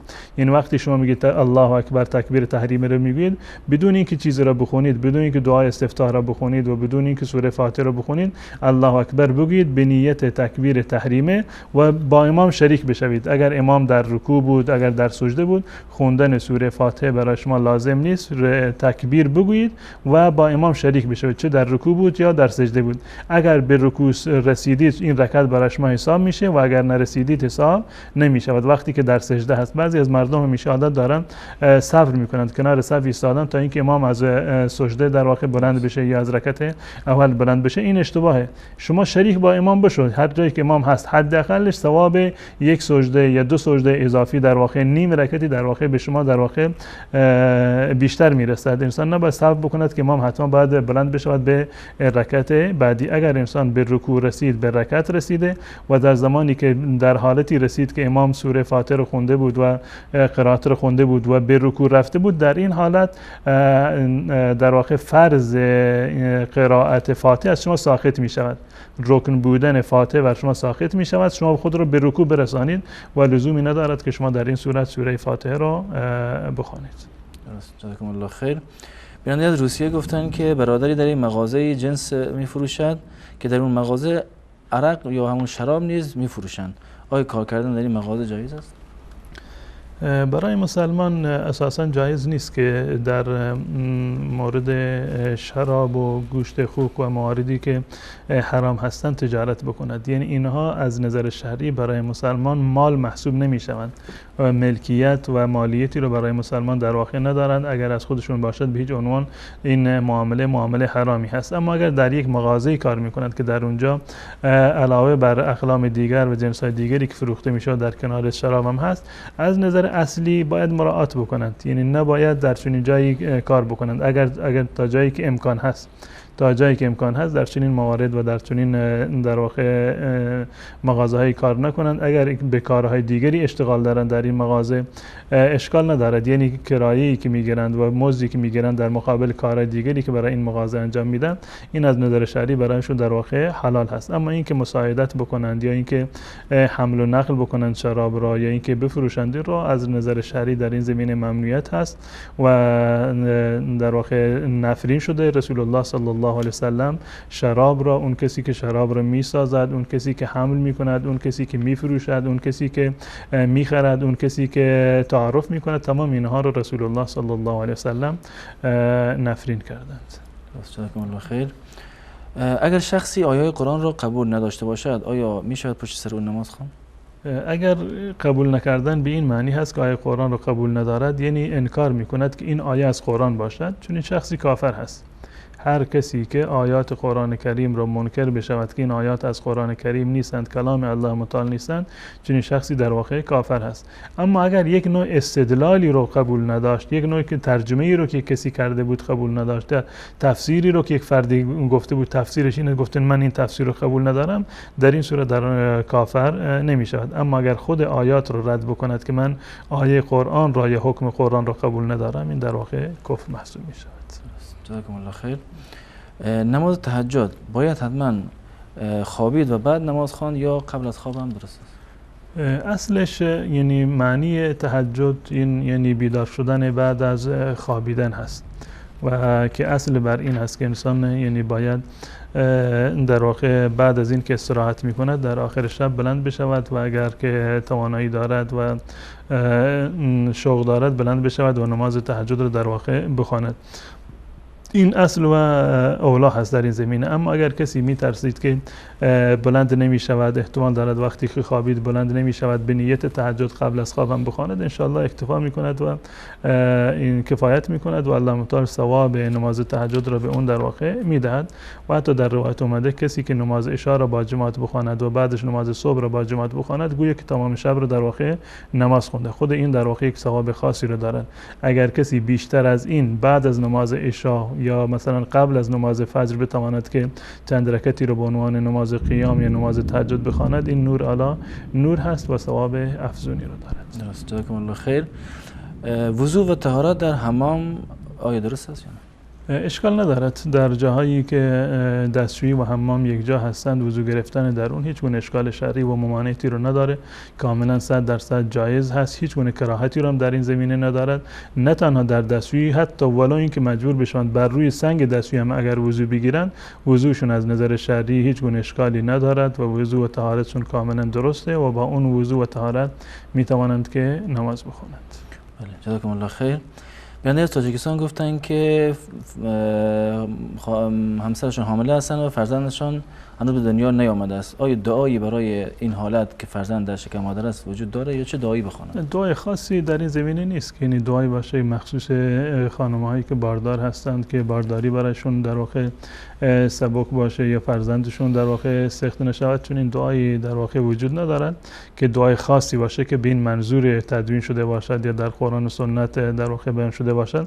اما به صورت کلی انسان میتواند دعا بکند که پروردگارا این بچه مرا سالم نگهدار و صحیح و سالم بکن، هم بچه را و هم مادرش را نیک و صالحین رو بگردن. به صورت کلی با هر زبانی، چه با زبان عربی، تاجیکی، فارسی، هر زبانی که شما دعا بکنید این اشکال نداره و جایز است. اما دعای خاصی که مخصوص این مرحله باشه و مخصوص زنان باردار باشه چون دعای وجود ندارد. جزاکم الله خیر. بیننده گفتن که به قصد ضرورت به مسافرت نمیرن بلکه به قصد تفریح و گردش به یک شهر دیگر میروند. در این حالت اولویت کدام است؟ بهتر کدام است؟ نماز را به صورت قصد جمع یا جمع بخوانند یا در هر جماعتی شرکت؟ معیار در سفر همون مسافتی هست که طی بشود. اگر حدود 80 کیلومتر بیشتر رو در واقع طی کردند که شون گفتند که معمولا 2 ساعت فاصله دارد از شهر خودشون که میروند، این از نظر شرعی حکم سفر رو دارد. در سفر باید نماز رو قصر بخواند، یعنی باید نماز را قصر بخواند. این عزیمت هست. یعنی نماز در اصل 2 رکعت بوده و نماز سفر بر همون 2 رکعت باقی مونده و نماز حضر یعنی در حالت اقامت 2 رکعت بون در واقع اضافه شده. یعنی مسافر در حالت سفر حتما باید نماز را در واقع 2 رکعتی بخواند. نماز 4 رکعتی رو حتما باید 2 رکعتی بخواند. اجازه ندارد که نماز را 4 رکعت بخواند. و جمع کردن هم یکی از رخصت‌های سفر هست. یکی از رخصت‌های سفر هست. عرض کردم که عزیمت نیست، رخصت هست. رخصت یعنی که شما اجازه دارید که هم نماز را جمع بخوانید هم که سر وقت بخوانید. هم اجازه دارید که هر نمازی را جداگانه سر وقتش بخوانید و هم اجازه دارید که در واقع 2 نماز را یک جا بخوانید. این برمیگرده به اختیار شما. کدوم حالت برای شما راحت تر هست، اولاتر هست، اون رو میتونید بر اون عمل بکنید. اما اگر در یک جایی هستید که در واقع اقامت دارید یا در یک جایی هستید که مسجد هست 5 وقت در واقع از آن را میشنوید و میتوانید بروید به مسجد، اولاتر و بهتر این است که نماز را با جماعت بخونید، زیرا که نماز با جماعت 25 یا 27 درجه در واقع ثواب بیشتر و مضاعفی را دارد. شما بدین این طریق ثواب بیشتری رو کسب کردید. اما اگر خواستید مشغول بودید توی بازار کاری رو داشتید، مشغول کارهای دیگری بودید که به خاطر اون سفر کرده بودید، از نظر شرعی اشکال ندارد. جایز هست برای شما که برای راحتی حال خودتون، برای بهتر انجام گرفتن کار خودتون نماز را جمع بخونید. جایز هست. اما اگر دلتون میخواد میرید پشت سر امام نماز رو کامل میخونید یا با جماعت میخونید، این اولاتر و بهتر هست و ثوابش هم بیشتره. جزاکم الله خیر. آقا مهران از سوئیس بودن، گفتن که تازگی موحد و یک توپرست شدن و از مشکلاتش در این کشور گفتن مانند که ممنوع است از آن گفتن و زنانی که بی‌حجاب هستند و گفتن که به مسجد نمیروند چون که میگوین که این طرف تروریست است، به خاطر اینکه این برچسب‌ها به ما زده نشه ما مسجد نمیرویم. و در مورد معنای دو تا از دعایی که در نماز میخوانیم، سبحان ربی الاعلی و بحمدی و سبحان ربی العظیم و بحمدی، سوال کردم. در مورد نگاه کردن به نامحرم ایشون گفتند که در بیرون وقتی که میروند زنان بی حجابی هستند و نگاه به اونا میافتد. این رو از به عنوان یک قاعده کلی، نگاهی که بدون اختیار هست در مرحله اول میافتد، این هیچ گونه گناهی رو هم ندارد، هیچ گونه گناهی رو ندارد، زیرا که بدون اختیاری بوده و بدون خواست و اراده قلبی. در واقع چشم رو وقتی که باز کرده، در خونه رو وقتی که باز کرده، کسی مثلا از جلوی روش رد شده، این هیچ گونه گناهی رو در واقع ندارد. انسان تا جایی که ممکن هست نگاه خودش رو باید کنترل بکند و این در واقع فلسفه‌ای دارد که این ثواب هست. خود این که در حدیثی هست رسول الله صلی الله علیه و سلم می‌فرماید که هر کسی به خاطر عظمت الله متعال چشم رو از نامحرم نگه دارد، یعنی نگاه بدی رو میتونه انجام بدهد، اما به خاطر ترس از الله متعال اون نگاهش رو در واقع کنترل میکند، الله متعال حلاوت ایمان رو در قلبش ایجاد میکند. خودش این حلاوت ایمان را و اون غرور ایمانی را، احساس و لذت ایمانی رو در واقع در قلب خودش این رو درک میکند و از اون لذت میبرد. و رسول الله صلی الله علیه و سلم فرمودند اون نگاه اول یعنی علیه تو نیست، اما نگاه دوم که ادامه بدید و پشت سر هم نگاه بکنید، بر این نگاه الله متعال انسان را مؤاخذه میکند. و این در واقع یکی از تفاوت‌هایی هست که در میان یک کور و یک بینا وجود داره. اگر یک کوری بیاد و ادعا بکند که من به نامحرم نگاه نکردم، این براش ارزشی رو ندارد. انسان وقتی که بینا هست اگر تونست به نامحرم نگاه نکند، این عبادتی هست. در روایتی از رسول الله صلی الله علیه و سلم میفرماند که اتق المحارم تکن اعبد الناس، از محرمات پرهیز بکن تو عبادت گزارترین انسان هستی. و در واقع نکته این که این اعمال، یعنی انجام ندادن گناهان، باز نگه داشتن خود از گناه، این ثواب دارد. به خاطر همین است که انسان میتواند گناهی رو انجام بدهد و اون رو انجام در واقع نمیدهد. و انشاءالله که هر کسی که نگاه خودش رو کنترل بکند، حلاوت ایمان رو هم در قلب خودش احساس میکند. نمازی که از امور فرض هست در شریعت اسلامی و شرکت کردن در نماز جماعت هم جزء واجبات شرعی هست. تا جایی که برای شما ممکن هست سعی بکنید که نماز رو در جماعت بخونید. این گونه نیست که هر کسی که به مسجد برود یعنی برچسب تروریست رو در واقع به اون بزنند. و چه بسا کسانی هستند که در غرب مساجدی هستند که خیلی رونق دارند، مردم در اونها نماز میخونند و چه بسا که برای اونها مشکلی هم پیش نیومده تا حالا. الحمدلله تا جایی که برای شما میسر هست سعی بکنید که در مسجد نماز بخونید. اما اگر دور بود نتونستید در مسجد بروید، حداقل در منزل نماز خودتون رو سر وقت ان شاء الله بخونید. سبحان ربی الاعلی و سبحان ربی العظیم که در سجده و در رکوع گفته میشوند، یعنی تعریف هست و تمجید برای الله متعال. سبحان ربی الاعلی، پاک هست، پاکیزه هست و وارسته هست پروردگار اعلای من، پروردگاری که بسیار بزرگ هست، پروردگاری که بسیار عظیم و با عظمت هست و در واقع پاک هست. این یک نوع تمجید و ثنایی هست برای الله متعال. جزاکم الله خیر. بیننده برای دو تا سوال داشتن، گفتم برای کسی، برای پدر و مادر که در قید حیات هست، آیا می شود ختم قرآن گرفت و می شود آیا ختم قرآن را برای خود و پدر و مادر در یک بار به صورت 3 بار آیا خواندن ختم بگیرم؟ نه، چون این چیزی جایز نیست. یعنی ختم قرآن گرفتن برای کسی که زنده هست، حتی برای مرده هم دلیلی ندارد، چه برسه برای زنده. ختم گرفتن برای زنده، نماز خوندن برای زنده، روزه گرفتن برای زنده از نظر شرعی از دیدگاه اهل سنت و الجماعت جایز نیست. شما همین که قرآن بخوانید، همین که شما نماز بخوانید، همین که شما روزه بگیرید، خود به خود به پدر و مادرتون ثواب میرسد. اونا شریک ثواب شما هستند، زیرا که اونا سبب شدند که شما به دنیا بیایید. اگر شما به دنیا نمی اومدید، اونا نبودند، شما اصلا به دنیا نمی اومدید. و خود این که شما پایبند باشید ثوابش ان شاء الله به پدر و مادرتون میرسه. بعد از اینکه قرآن خوندید، نماز خوندید، برای پدر و مادرتون دعا بکنید، دعای رحمت بکنید، دعای مغفرت بکنید، دعای عزت و سلامتی و طول عمر بکنید. این بزرگترین ایصال برای ایصال ثواب برای پدر و مادر هست و یک نوع در واقع ادای حق پدر و مادر محسوب می شود. درست. جزاکم الله خیر. در مورد بیع وفا و بیع گرو یا رهن چه تفاوتی وجود دارد؟ رهن جزء بیوع نیست.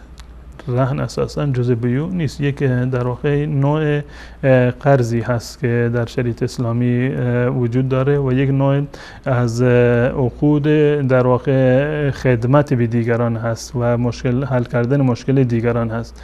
رهن کردن معنیش این هست که شما در واقع نیازی به یک قرضی رو دارید، از یک کسی قرضی رو میگیرید و وقتی که اینو قرض رو گرفتید، اون کسی که به شما قرض رو داده برای اینکه تضمین بشود که شما قرض رو دوباره به صاحبش باز میگردانید، یک چیزی رو از شما گرو میگیرد که شما نمیدونم خونه تو در اختیار من بگذار، نمیدونم ماشین تو در اختیار من بگذار، شما نمیدونم فلان وسایل زندگی تو یخچالی کولیری چیز در اختیار من بگذار، اگر که پول مرا دادی من دوباره این کالای شما رو به شما باز میگردانم. این از نظر شرعی در واقع رهن هست. رهن یعنی اون چیزی که به عنوان حفظ دین اون از در واقع دریافت می شود، موردی که برای حفظ دین در واقع دریافت می شود. شما به کسی دینی رو دادید، قرضی رو دادید، برای اینکه مطمئن بشوید که قرضش دوباره به شما باز میگردد، یک رهنی رو در واقع میگیرید و این جایز هست. فرحان و مقبوضه که الله متعال در سوره بقره میفرماید که فإن لم تجدوا کاتبا فرحان و مقبوضه، وقتی که به یکی قرضی دادید و کسی نبود که بنویسد این رو ثبت بکند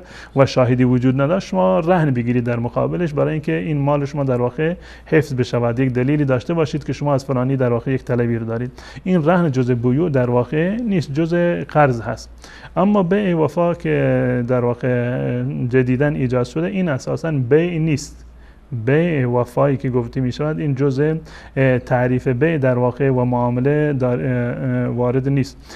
بیع وفا این است که من امروز مثلا نیازی به پول دارم، پول نقد نیاز دارم و پول نقد در اختیار ندارم. فرض کنم ماشین خودم رو میدم به شما که جناب آقای عباسی ماشین من شما بخرید، امروز 10 میلیون من پول لازم دارم، قیمت ماشین 10 میلیون هست، من به شما میفروشم و 10 میلیون رو به من بدید. اما وقتی که من 10 میلیون دوباره به شما دادم، شما ماشین من رو دوباره پس بدید. این صورت بیع وفا هست. یعنی یک فردی نیاز به پول نقد دارد اما پول نقد در اختیار ندارد، یکی از وسایل زندگیش رو، یک کالایی رو میفروشد به شرط اینکه وقتی که پول رو دوباره بازگردان، دوباره کالا رو به طرف خودش برگردانه. این اساساً با خود معامله در تضاده. معامله کردن یعنی این که من ماشین خودم رو در اختیار شما قرار دادم، شما در مقابل پولش رو در اختیار من قرار دادید. استفاده کردن از ماشین برای شما حلال و استفاده کردن از پول برای من حلال باشه. دوباره حق استرداد برگشتن را در واقع نداریم. این میشود معامله شرعی. اما این که شرط بگذارند که هر وقتی که من پول رو به شما دادن دوباره شما ماشین من رو بازگردانید، این معامله نیست. این در واقع یک نوع در واقع حیله‌ای هست برای ربا کردن. این یک نوع قرضی هست که جر ربا شده. در واقع کل قرض جر نفع فهو ربا. من نیازی به قرض دارم، شما به من قرض میدید و من چون که اصلا یعنی در مقابل اینکه به من قرض دادید از ماشین من دارید استفاده میکنید. این یک منفعتی هست که در مقابل قرض دادن شما دارید از اون استفاده میکنید و این جزء موارد ربا هست و به وفا از نظر شرعی جایز نیست و حرام. جزاکم الله خیر. خسته نباشید. وقت برنامه تمام شد. تشکر میکنم از شما. از بینندگان عزیز نیز تشکر میکنیم که تا این لحظه پای برنامه نشستن و تا یک دیدار دیگر همه شما را به الله متعال میسپاریم. السلام علیکم و رحمت الله و برکاته.